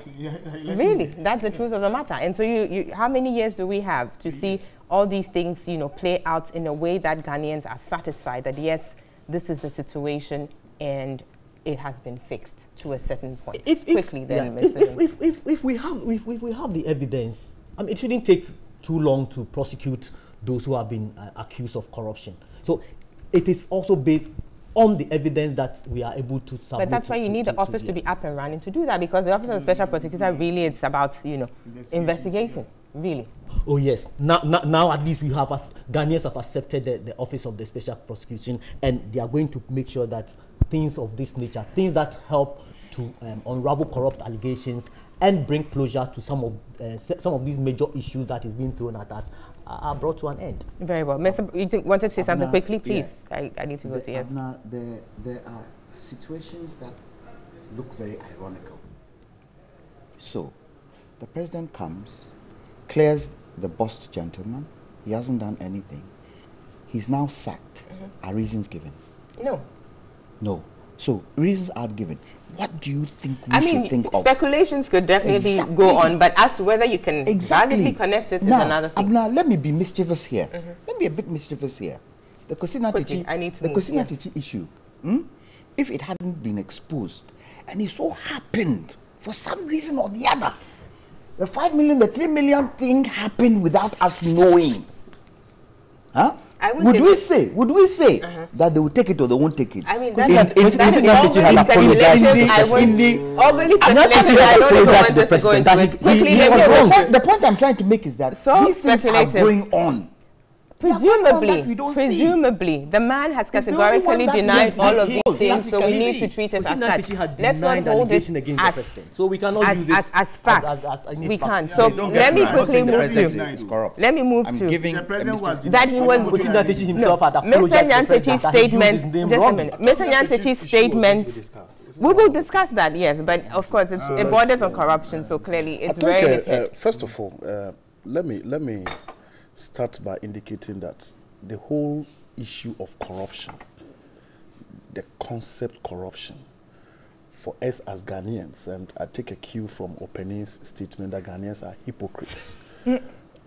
It's something that is so sensitive to us, and it's one that we cherish in the sense that when people are working in positions where their income is not commensurate with what they do, we Ghanaians do not complain about it. As a headmaster of a school, if I'm putting up a house, that's my income does not show that I'm capable of putting up that house. Nothing happens. George Lowe is made a minister. Let me finish. George Lowe is made a minister. As a minister, George Lowe does not use his position to get his... being prophetic? Well, take it. No, he doesn't use his position to help me, his bosom friend, Dr. Jinapo, to get a position. Then he's a bad man. But when he does that, he builds houses, he buys cars, he's praised, he's a good guy. However, when corruption is being, pegged at people, where my brother Amankwa says that one of the reasons why the NDC lost the 2016 election is because of corruption. Yes, when you are tagged with corruption, people tend, so it's a very, historically, that has been one of the main things that has changed governments, constitutionally and unconstitutionally. So it's a very, very delicate, important subject that when we are discussing, we need to look at it. And I think it needs to be situated within a certain context, especially within our current dispensation. Why am I saying this? This whole discussion emanates from a survey that was done by an organization. And that survey consisted of 800 respondents who were, I don't know what the sampling procedure was, whether it was purposive, it was random. And even then, they were picked from a certain geographical enclave, 4 regions. And you know our history when it comes to politics. If you go and survey people about corruption from a voter region, you can expect the results. If about you go, a certain government. a certain government. So that in itself is a little bit problematic. But we are talking of perception. Perception, how do people perceive this government? And mind you, perceive this government not being corrupt, but their fight against corruption. It needs to be understood. Sure. That their fight against what? Corruption. It's not about whether they are corrupt or not, but their fight against corruption. And about 7 out of 10 say that they are not doing enough. Even though I haven't seen the data, I haven't analyzed the data, I think I can reason with them. I can reason with them because of where we are coming from. And I'll give you reasons. The reason being that, if you remember 2016, as Amankwa said, one of the biggest issues that more or less shaped our election was corruption. He talks about the fraud, all kinds of things. And also, importantly, Ghanaians bought into the NPP idea of being able to fight for corruption because of, most importantly, the candidature of Nana Addo. Nana Addo Dankwa The narrative that went with him. Narrative or even the experience. I'm very careful the choice of my words because people interpret them. The person of Nana Addo, right from his public life, a minister, there had not been an iota of corruption that could be what? Stuck to him. When he was incorruptible, actually. Yeah, he was not corrupt. So that person, and especially if you look at the whole issue of corruption, was something that Ghanaians bought into. Ghanaians loved it. And beyond that, he even proposed a special prosecutor. I'll talk about a special prosecutor. So this was something that people were looking up to. He comes into office, right? From where he's coming from, Ghanaians have not seen anything that revolutionary. If he was an ordinary guy, an ordinary politician, maybe fine. But this is a messianic figure who is supposed to come and fight corruption, but what he's doing is not that extraordinarily. You understand what I'm saying? So we have both, we have, although all these allegations, but people were expecting that, look, by now we should have had something revolutionary. Whatever they are expecting, it depends on them. Especially with the previous administration. The previous administration, yes, because it looks as if it's the same thing. The value is the same. It looks as if, I'm not saying it is, it looks as if it's the same thing. It's not the same. Oh, well, my brother, let me finish. If you follow me, what is different? What is different? I'm coming. What is different? Yeah, let me give him the chance. The difference is that, let me use Honorable McMenu's issue. If the president had rushed to sack Honorable McMenu because of the allegations that were coming from I haven't prescribed any this thing that the president should do. It's a fight. I haven't said that the president should have done A, B, C, D. You want to carry on. You don't know why they are finished. For the intervention. I'm not saying the president should do A, B, C. What did you say? Dr. Ahmed Jinapo is on the floor. I'm not Please allow saying him. the president should do A, B, C. What I'm saying is that all the allegations that were made against those people, the government followed the right procedure and the normal procedure. The normal procedure means investigations being conducted and the people being cleared. You understand what I'm saying? That is the normal procedure. But prior to the coming into being of this government, those were the things that used to happen. So if you ask the Ghanaian, are you fighting corruption, this government, the person, they say what? No. And legitimately so, because the special prosecutor that we have, let me finish. Just a minute, quickly. Sorry, yes. I hope you don't lose your train of thought. But on that, there are people who hold a view that what we are seeing with this government, i.e. the president coming in to whether or not clear whoever, is quite novel in the sense that we didn't see that necessarily playing out under the John Mahama administration. That is a different debate. No, The word clear self is a different. Okay, It's a very debatable. The president coming in to cause investigations to go into certain yes. things. So that is seen as novel. There are people who hold that view. Yes. And so based on that, they see that as a certain indication of a commitment, if not by the entire government, at least the president himself, to fight corruption. But the data based on the results of this survey proposes otherwise. The data based on the results says that, look, the citizenry believes that the government is not doing that much in terms of fighting corruption. And this is being even validated by Transparency International's results. And I'm saying that it is probably as a result of what? The background of the president and the uniqueness of the president and the expectations. The expectations are so high. You understand what I'm saying? The expectations are so high. And even beyond that, this special prosecutor, excuse me to say, it looks as if he's gone into coma. I mean, why am I saying this? The special prosecutor was what? Inaugurated in February. Right? And this was a proposal that was what? That was thought through before the NPP came into power in 2017. So I would have thought that a novelty.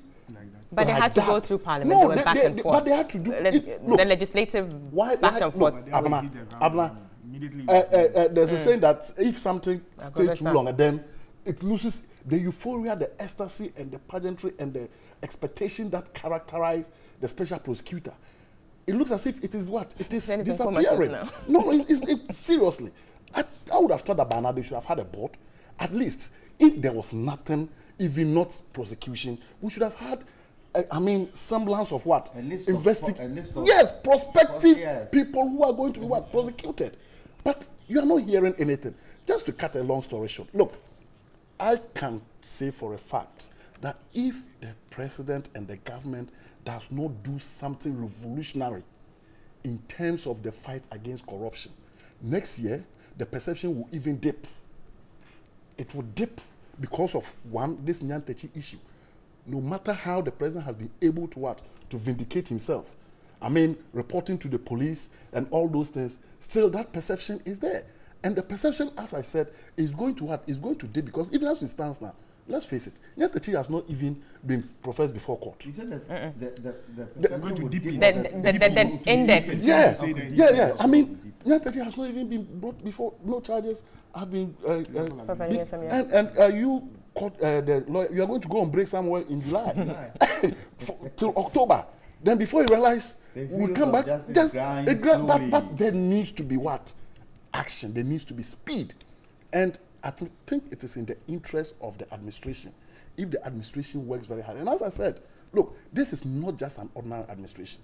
It is not an ordinary government. And the 2016 was not an ordinary election. It was a revolution. So the expectations of the good people of this country relative to this government is very, very high. And not just high, but they are those that are measurable and easy to measure. Corruption. How many ministers have you arrested? How many days have you put in jail? What have you done? What have you done? All those things, they are easily If it was an ordinary government, nothing. But let me ask this quickly. They are looking at the jail, but they are looking at the what are you doing? What are you doing? This is the last question on this issue. You know, some have had issues about government, as it were, reacting immediately, allegations and so on. As in, you hear this so quickly, let's do something. Question is it really the case that the minute you hear something, you just launch into it, or you set up a committee to look into it, send it to the police, inquire, or what? The good thing about the NPP as a political party is that it is one of the parties that has the most lawyers. They understand the law. I think the NDC is competing. Oh yeah, but NPP have demonstrated. They still have to take the cake. And beyond that, His Excellency the President is a reputable lawyer. And so? No, what I'm trying to say is that he understands what case is of prima facie what. But you need to get into it. That is it. So yeah, that is it. So before listen. Opening. Let me tell you something. Let me give you a typical example. For instance, the first time that in this country that we've had a sitting president going to the CID to make a complaint is under Nanado. Yes. And at the same time, the president is the one who is going to prosecute the case through the Attorney General. Yes. So if the president did go to the CID that an allegation was made against me, then it means that he believes he has a case. So even before prosecution, you don't just go to court because you want to go. If I pick Abna, this is my case. Advise me, should I go to court? Abna look at the case. Look, I think you have a case. Let's go to court. We can win. So if the president looks at allegations that are being made and he thinks that these allegations are worthy of what? Investigation based on advice of his attorney and all those people, then what? He proceeds on it. But at the end of the day, all these allegations, why should we even get allegations coming in the first place? You can help it. No, why? Why should we? I mean, there's a saying that there's no smoke without what? Fire. When allegations of this sort are being made, you understand? And unfortunately, some of the allegations that are being made, my brother, they are coming from your own party members. Which is quite intriguing. Isn't that true? Yeah. They're coming from your own party members. Yes. I said, unfortunately, I don't want to mention names, but unfortunately, they are coming from your own party members. And so that gives it a little bit of what? Credence. And that is where, in as much as we are talking about fight about corruption, there must also be party discipline. Right. Extremely important. But party discipline. People should not be talking just like that when they don't have evidence. Then later they come back and beg. The Gapoha issue that we are talking about. This is, let me finish. No, I'm coming. Let me finish. No, let me finish. Oh, Chief, if you listen to me, I'll give you an example. Gapoha issue. Union leaders, the chairman of a local union, comes to make such allegations against the board chairman. Then he comes to apologize, and that's it.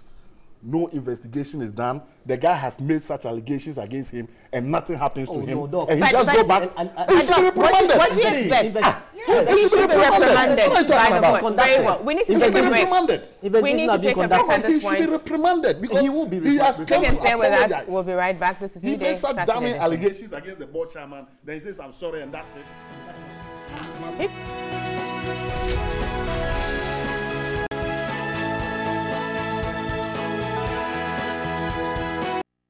Welcome back.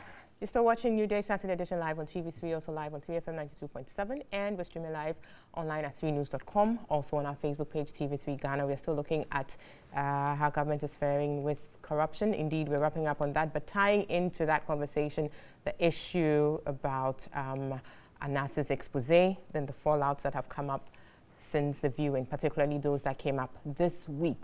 The statement made by the former GFA boss, Mr. Kwesi Nyantakyi, and then the fact that some FIFA officials were in Ghana to meet with government to have, some decisions on the way forward with football administration in Ghana. We do have some sound bites we'd like to take to launch us into that conversation. So let's take it and then we come back to the panel.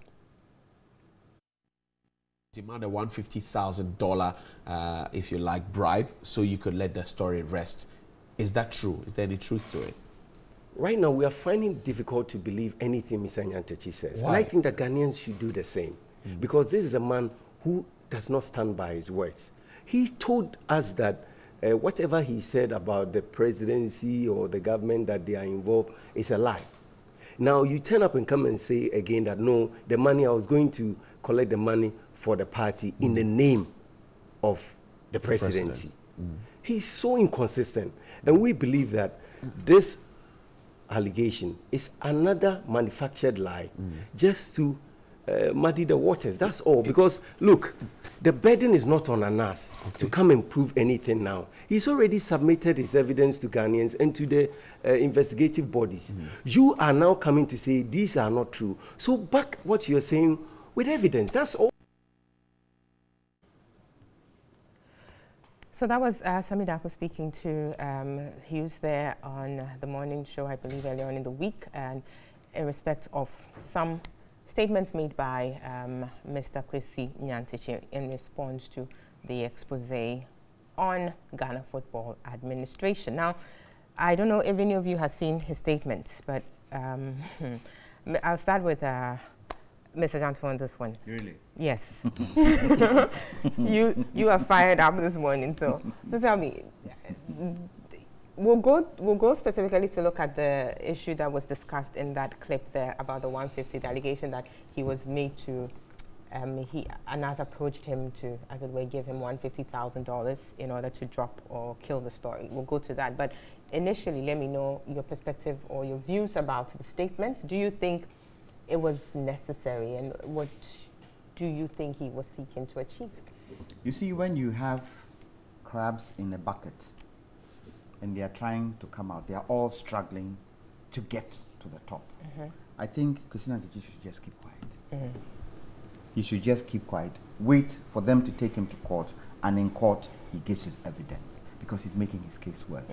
He's making people get more annoyed, because people still don't understand how somebody of such caliber, and he's no mean person, I mean intellectually even, he's no mean person.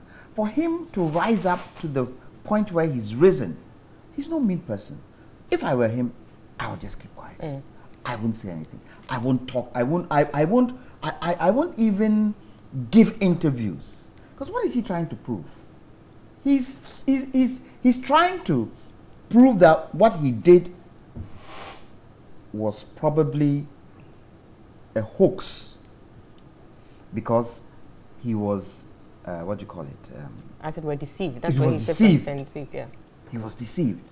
But you know, I always say, when you have a certain character in you, and you are tempted with that character, it shows. So if you're a man and you like women, and a beautiful one passes your front, quickly you want to go and chase. But if you're somebody who doesn't do that kind of thing, it just passes by. When I watched the movie, and I'm not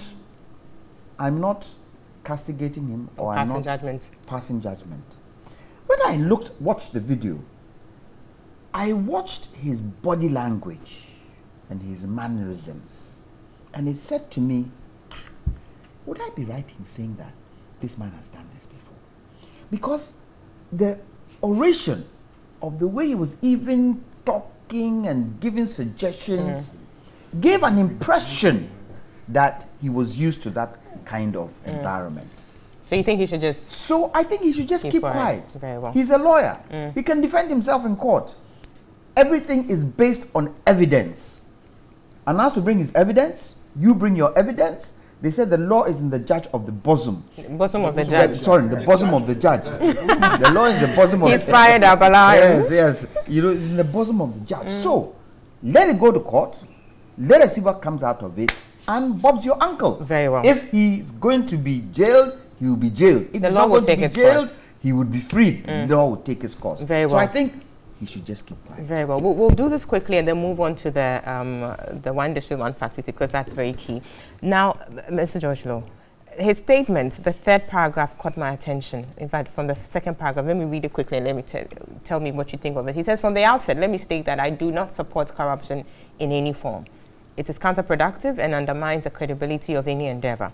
Then he goes on to say that in the same vein, I will condemn any premeditated and deliberately contrived scheme, as well as any prejudicial piece of work undertaken under the guise of fighting corruption, only for purposes of pursuing the private agenda of people intended to tarnish my reputation and cause disaffection for me among members of the general public.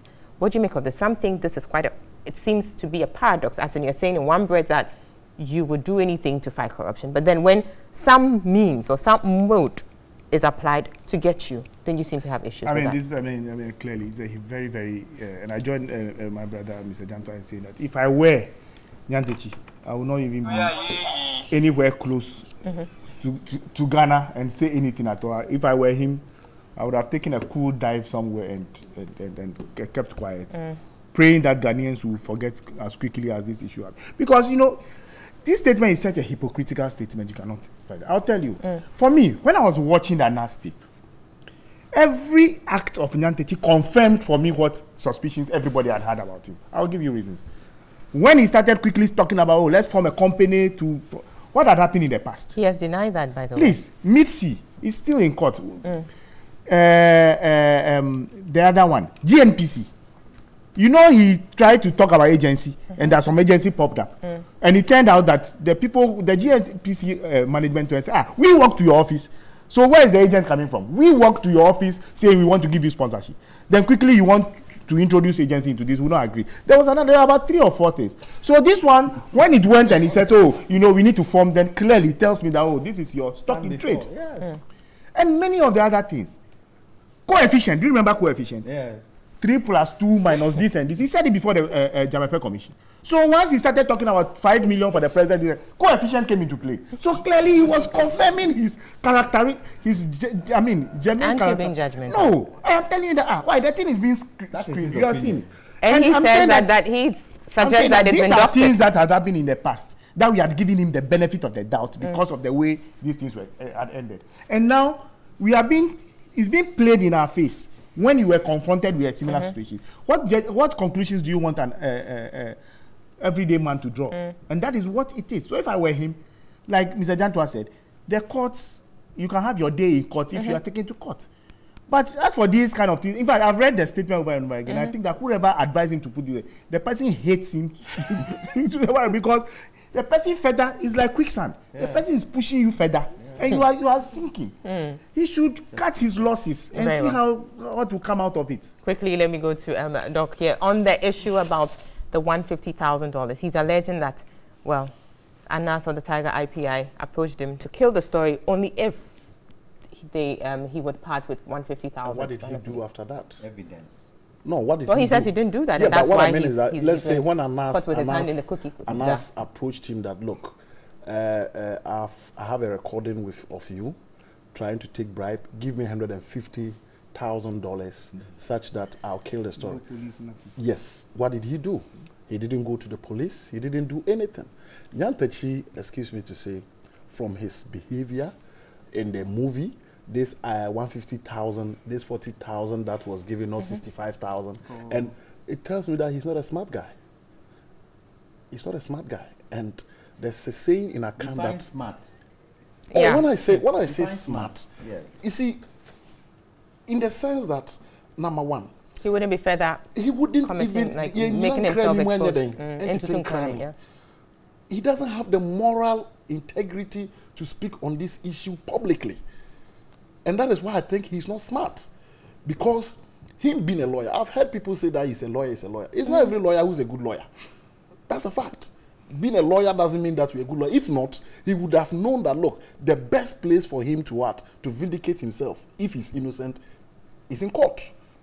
Because he's been crucified in the face of public opinion.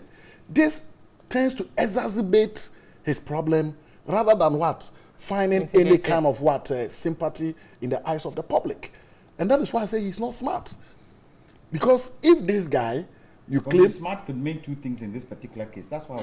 That's my definition of smart. Yes. That's my definition of smart. You know. So I think, look, if I were him, he should even be pushing for a trial, so that he'll be able to vindicate himself if he's innocent.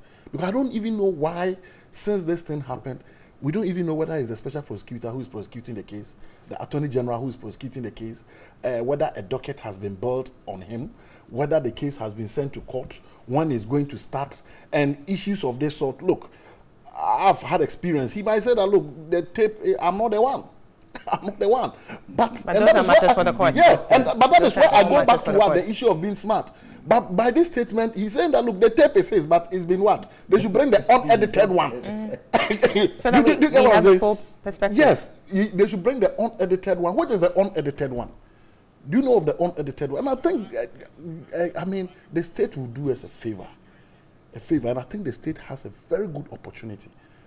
We discussed just corruption. But we did hear that it's been edited. That's fine. But that's the thing. That's how Anas operates. Yeah, he will do that, but then he submits everything to the. And currently he's done that. Even to the judges hearing the matter, he would give it to them. We just had a discussion on perception relative to corruption, and this is a very serious, damning issue.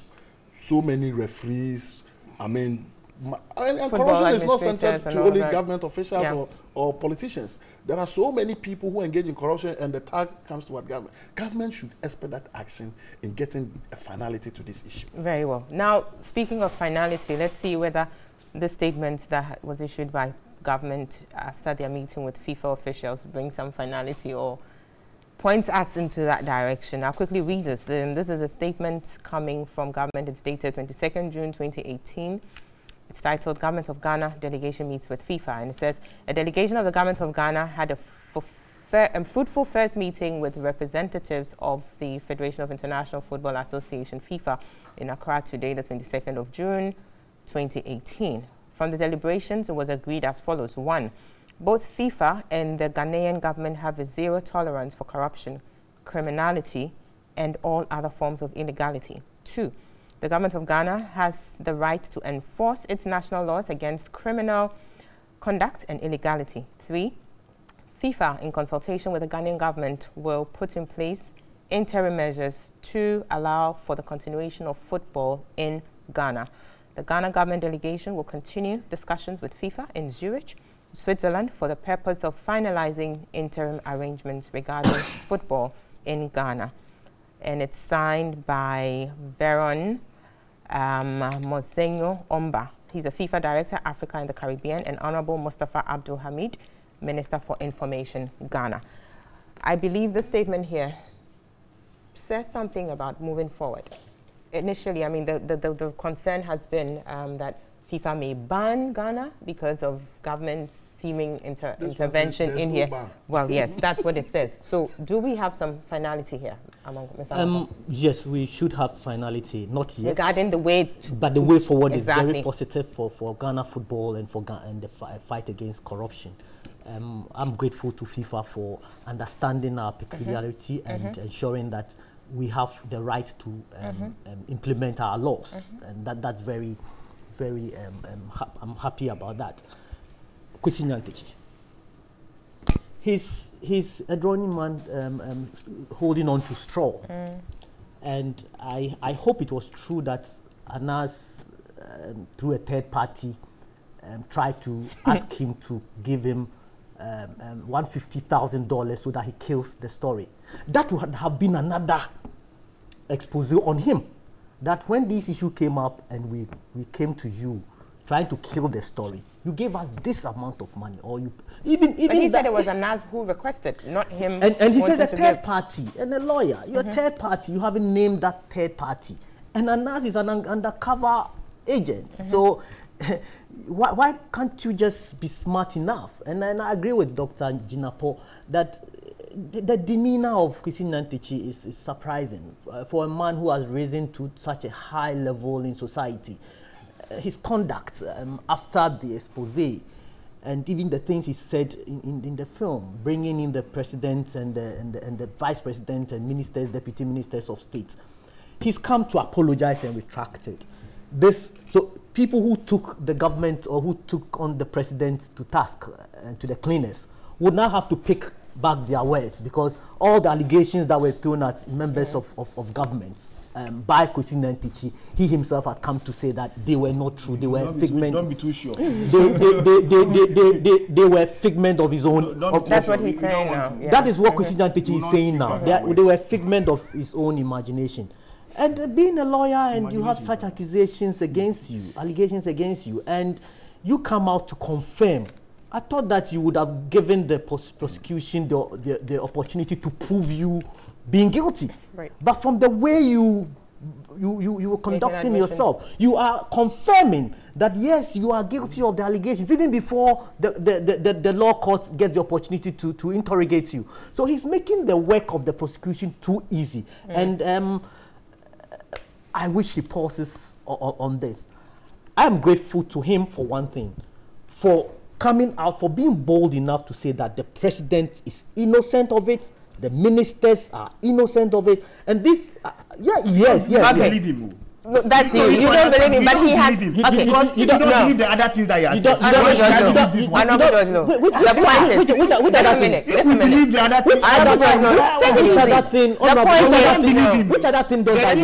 Just a minute. Okay, that is you. You don't believe it, but it's for people out there to judge. We don't believe it. But it is a fact that he has come out to make those statements. So that's fine. But quickly, we need to move on to the One District, One Factory. But I think this statement issued by the government, brings some finality regarding how it's going to move on. But it raises other dynamics as well, because we do know that the former vice president of GFA, who was removed by Nyantichi, has petitioned FIFA saying that his removal was unlawful, and so he's seeking a reinstatement, which means that in the event that he is reinstated, he becomes the vice president and then would act as the president of GFA, and that would be an interesting one, wouldn't it? He should wait more. But why should he wait more? I think beyond that, I think Gaka or some people too are in court. Yes. So we are far from exactly. It's just that we have some clarity as to how we're moving forward, given the statement that has been issued. But quickly, you see how personal interest works in all these types. Oh yes, let's not even go into that, because that would be another kind of worms we are opening. But we have just about under 26 minutes to look at this very topic, which is quite dear to my heart, and indeed I believe to many Ghanaians, because this came in as one of the promises for industrializing the country, to help with the economy, of course, to reduce poverty and all of that. Now, 18 months into the coming into office of the NPP, and we seem not to know exactly what the situation is. Now, I have some quick timelines here regarding the One District, One Factory, and quickly I'll go through that and then we go into it. April 2017, President, during a courtesy call on the Omahini of Sunyani Traditional Area, stated that the Asempa budget, which was the 2017 budget, as approved by Parliament, had earmarked an amount of $465 million for the setting up of 51 factories. Then, in August 2017, the President launched the One District, One Factory in Ekumfi in the Central Region at a sword cutting ceremony for the setting up of a pineapple factory in Ekumfi. Which date was that? August 2017. So the pineapple factory, we're told, was expected to be ready for production in June 2018, as in now. The national coordinator of the One District, One Factory program, Madam Giftio Hnikwedu, said that 216 factories would be set up by the end of President Akufo-Addo's first term in office, with the 51 factories to be commissioned by the end of 2017. So 2017 has come and it's gone. We're in 2018 June. Minister for Trade and Industry, Alan Chamating, is in Parliament to answer questions, and we seem not to know exactly when implementation is starting and other things. We have a tape. Let's listen to that, and then my able panelists will dissect this very issue. Let's take a look. We've been in negotiations with a number of Chinese banks and a number of other institutions that will support the implementation of the program. Mr. Speaker, we've not finalized the negotiations on this particular facility, and I'm not therefore in a position to provide all the details before this House. How much does the government plan, to put into this One District, One Factory?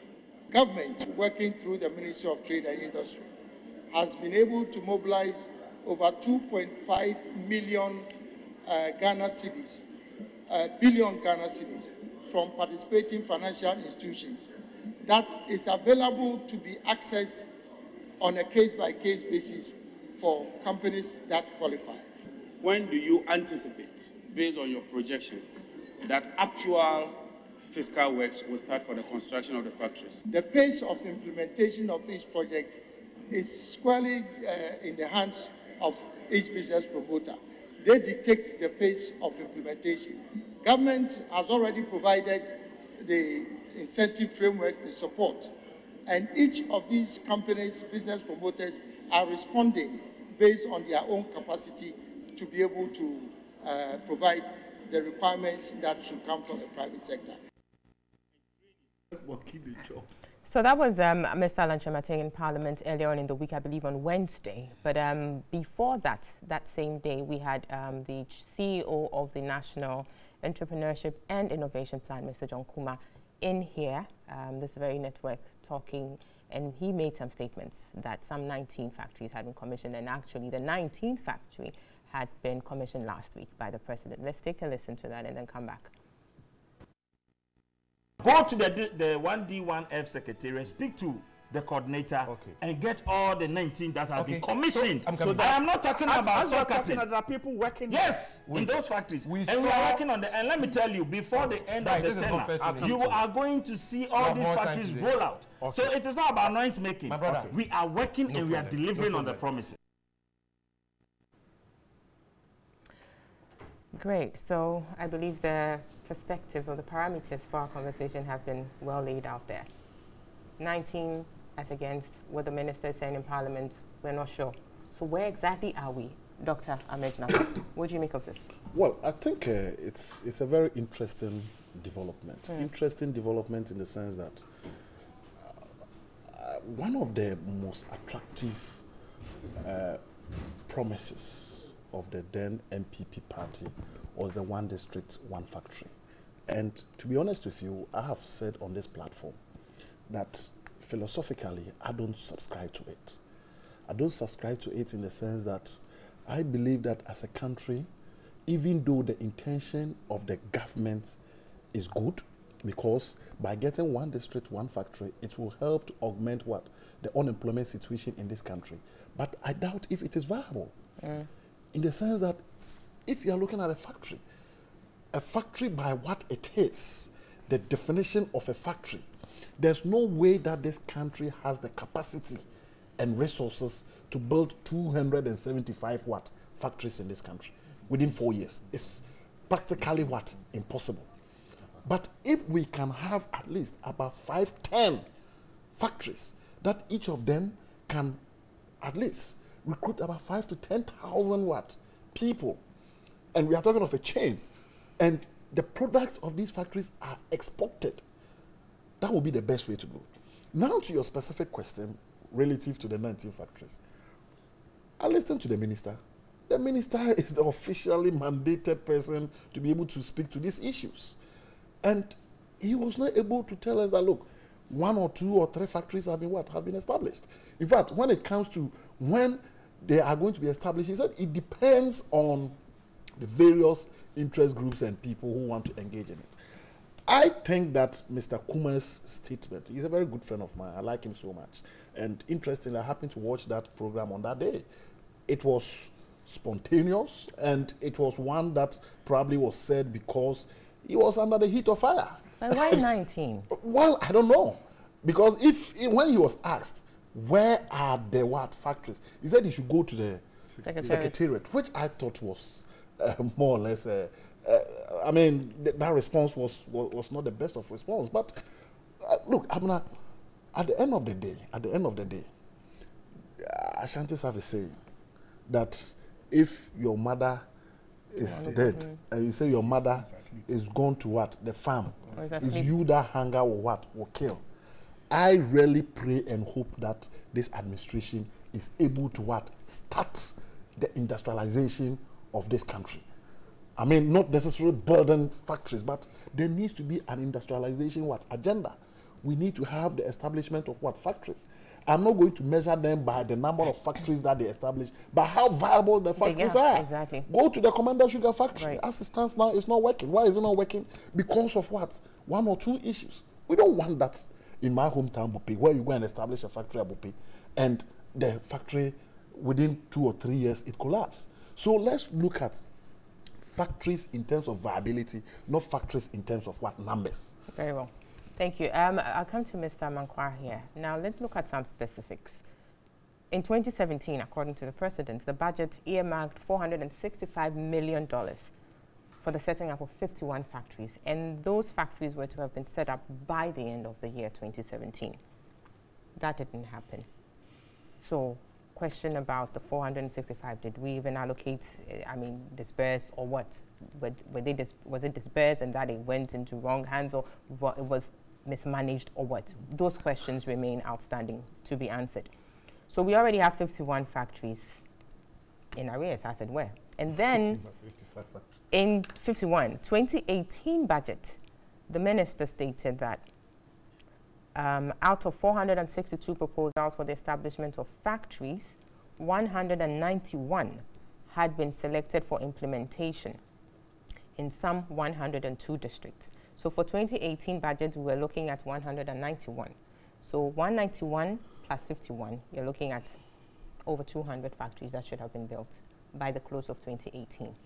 What is happening? Well, thank you. Obviously, we have not been able to meet these timelines, but the concept of having one district with one factory it's a laudable concept. Definitely. So I think it's an undisputed fact. Yes, so for me, let's not go back, but let's look at... I'm taking it from Dr. Jinapo's statement. And so what we need to do is to make sure that we bring these upstream. Government is not oblivious of the challenges that surrounds building and siting of factories.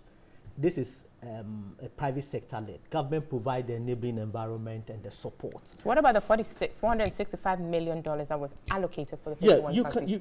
Tell us we have allocated that, but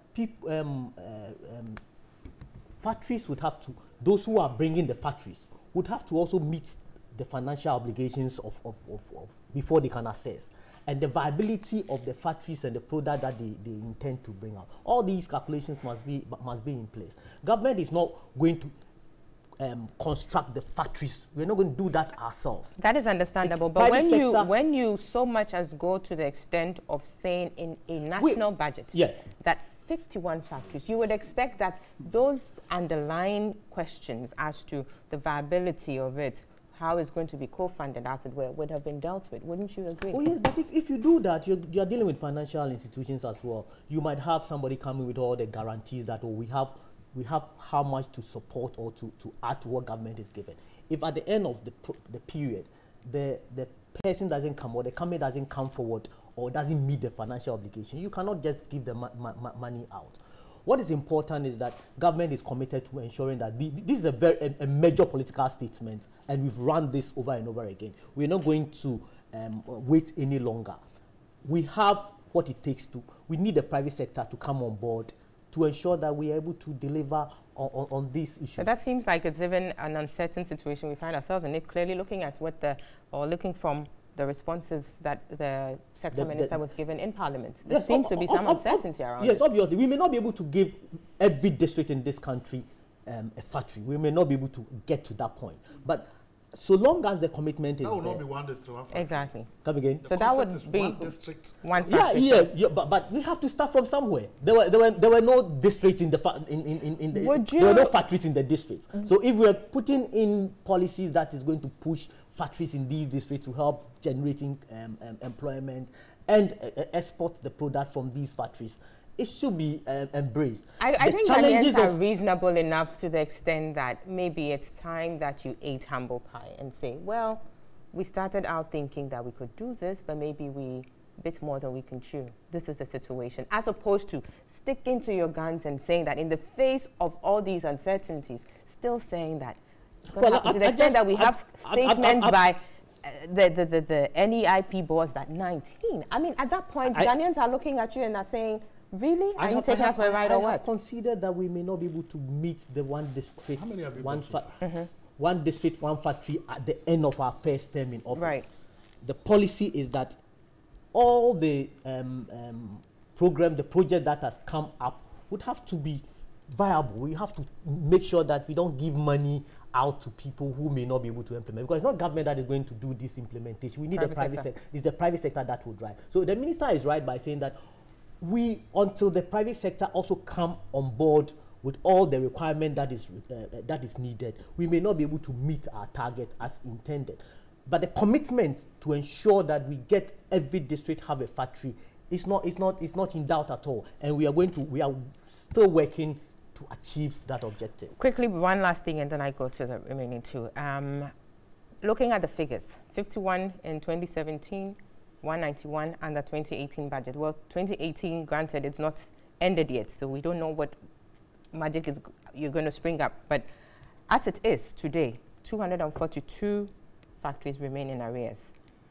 Yet the secretary, is it the coordinator of the program, Madam Gift Yohane, had stated that at the end of the first term, 216 factories would be built. So again, you're looking at the inconsistencies, and it's clearly showing that this is not well thought through. There is that lack of coordination, respectfully. That's how it seems. Because if the coordinator was saying that by the end of the first term, i.e. by 2019 or 2020, 216 factories would have been established. And per the calculation so far, under the 2017 budget and the 2018 budget, you're looking at 242. Clearly, it means then that by the end of 2020, you would have gone way and above the 206, and the coordinator, who is, in my opinion, is in a better place to know exactly what this project is about. Clearly, there's that.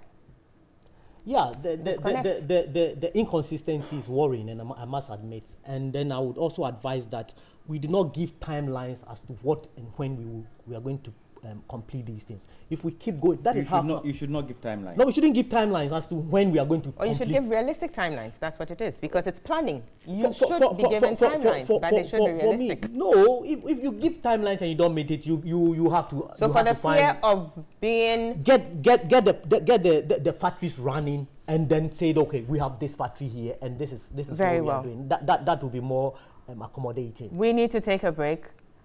We'll take a break. When we come back, we need to do that, you know. We'll take a break. When we come back, I have the other two panelists coming with their perspectives on this. Stay with us. We'll be right back.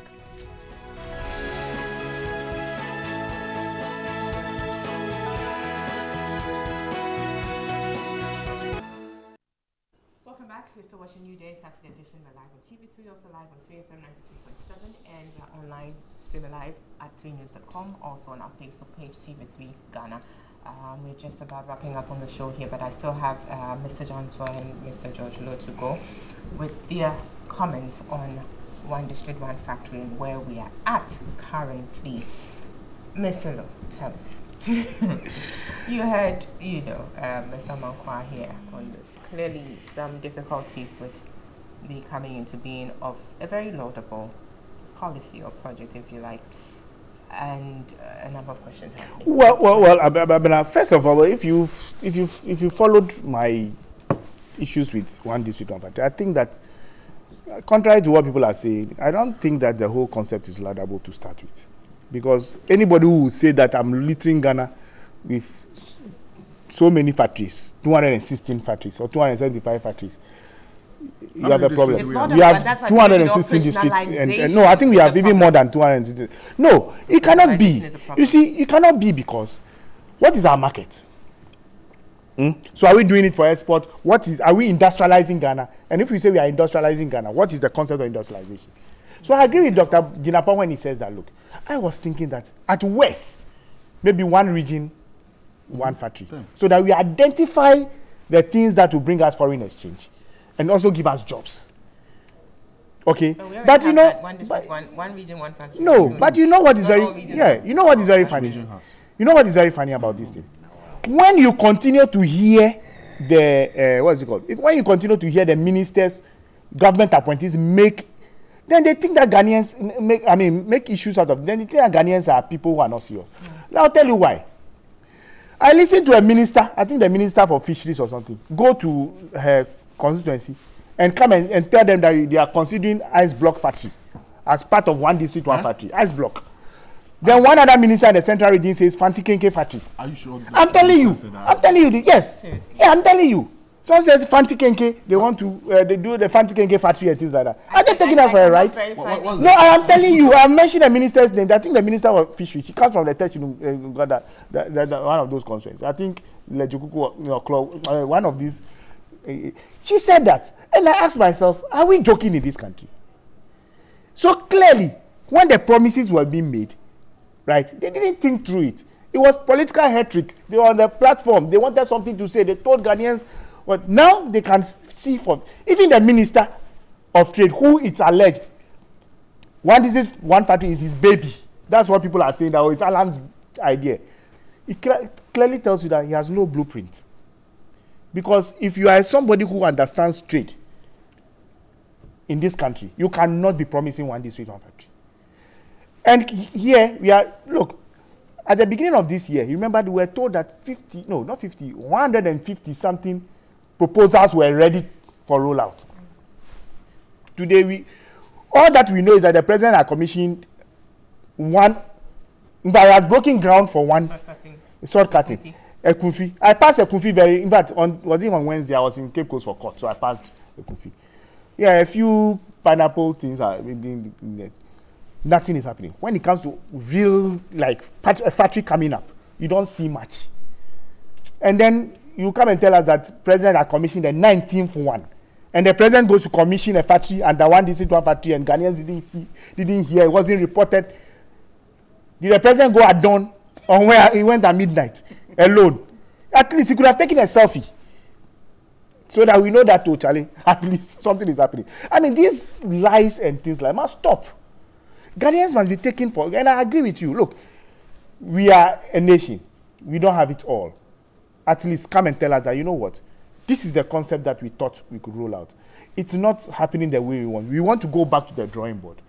You know, so for now, we are going to commit ourselves to maybe 10 and see how it pans out. Because for me, any factory that does not generate extra income in terms of foreign exchange is not worth doing. You understand? It's not worth doing because we need the money to employ. If the kind of thing we are saying that it's supposed to solve some of our unemployment, then if you go and do ice block factory, you are not solving unemployment. Yes, yeah, because I found it very upset coming from a government appointee. So clearly, I mean, this is a no, and we should. The earlier we get serious about it, the better. So I mean, I think that government must understand the things they talk about. And it is because of this thing that, you know, there is so much confusion and there is so much incompetence being displayed in our body politics. Because the people who are supposed to run the affairs of government do not even understand the mandate that they hold. They don't understand the mandate that they hold. Because policy-wise, it beats my imagination. Clearly, no research has been done before the policy was even thought about or that the promise was made. No research, nothing. Very well. And we cannot continue to do these things. Business as usual is not helping us. Very well. I think your point is well made. We'll be looking at, but I want to tie in something that the UN Special Rapporteur in, is it on poverty and human rights said. You know, he was in Ghana sometime last year, and he did this, and he presented his report to the UN, I believe, sometime this week, and he indicates there some things that have to do with the viability of these factories. Yes, the factories. Indeed, they are the flagship programs of government. He says that, let me quote him, that he said the government claims that the economic stimulus provided by these programs, including the 1D1F, will automatically cut the country's high rates of poverty and growing rates of urbanization. But the main beneficiaries will be people with capital and those who are politically well connected. And this is what the rapporteur is saying. Then he goes on to talk about the fact that there's nothing in the design of the schemes to suggest they are capable of generating the sort of large-scale employment opportunities or training for unskilled workers that would be needed to make a significant contribution either to eliminating extreme poverty or relieving urban crowding. So in other words, it may be good, but the impact of it is one thing. But even before you look at impact, you're looking at viability. It's not good. It's not viable and impact is nil. Abner, the idea of one district, one factory is laudable. We should try as much as possible to create jobs in this country. However, it looks as if the thought process underlying all these projects isn't there. So, let me take a quotation from the Minister of Information on a City FM program. He said, so, he may not in the 4 years or 8 years be able to establish a factory for every district. But whatever it is, even if he is able to do 100 or 200, any successive president can continue with the projects, then it will mean that we are moving towards President Akufo-Addo's Ghana beyond 8. That's what goes to confirm what he, Doc said, that if you can't do it in every district, you have failed. Look, for me, what I thought would happen, because it's so much of a laudable idea, bring everybody on board. Because the NDC know that we need to create jobs. They've said it. They need to create jobs. So have a system where everybody can be on board. However, what I would have expected to be done would be go back to some of those projects that Nkrumah did, that we have raw materials for. So we have bamboo in this country, don't we? We had Kadi factory. They started sugar. Let's do that. We have cows coming in. Let's look at, what do you call it? Burger. Meat factory. Let's expand our tomato production. Tomatoes. Let's start with that. Because look, the private sector does not have the money. Now, let me give a quotation. Let me give something that somebody has just sent me. And I won't mention the person's name because the person is a consultant for 1D1F. And this is what the person says, and I read. I'm a consultant on the 1D1F. The problem is the coordinator is not deferring to the Minister of Trade.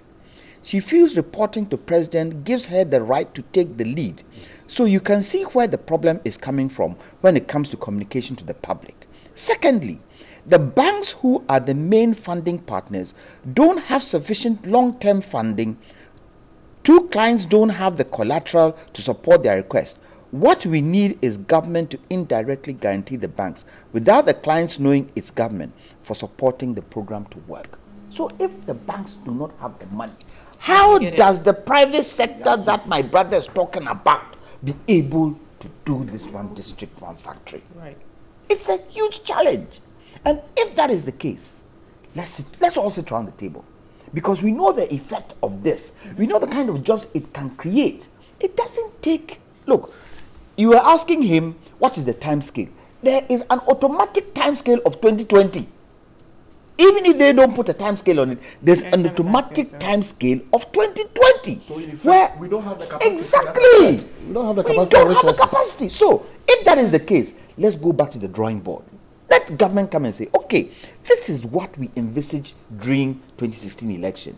Looking at the progression, it might not be likely that we'll be able to do that. Let's all sit around and see how best we can bring this into fruition. So that if it so happens that 2020 they don't come back to power, because the others are in there, there will be continuity. Unfortunately, this is how far continuity ends the whole discussion. With the show this morning, and would have loved to have much more time to look at this 1D1F, but we need to make way for the next show. So, but thank you so much for making time with us, for spending your Saturday morning with us. We do appreciate your time, and also thank you to the panelists, Dr. Ahmed Jinapo, Mr. George Lowe, Mr. Kwame Jantwa, and Mr. Fred Amankwa-Safo. We'll be back your way same time next week. Have a good weekend. Bye bye.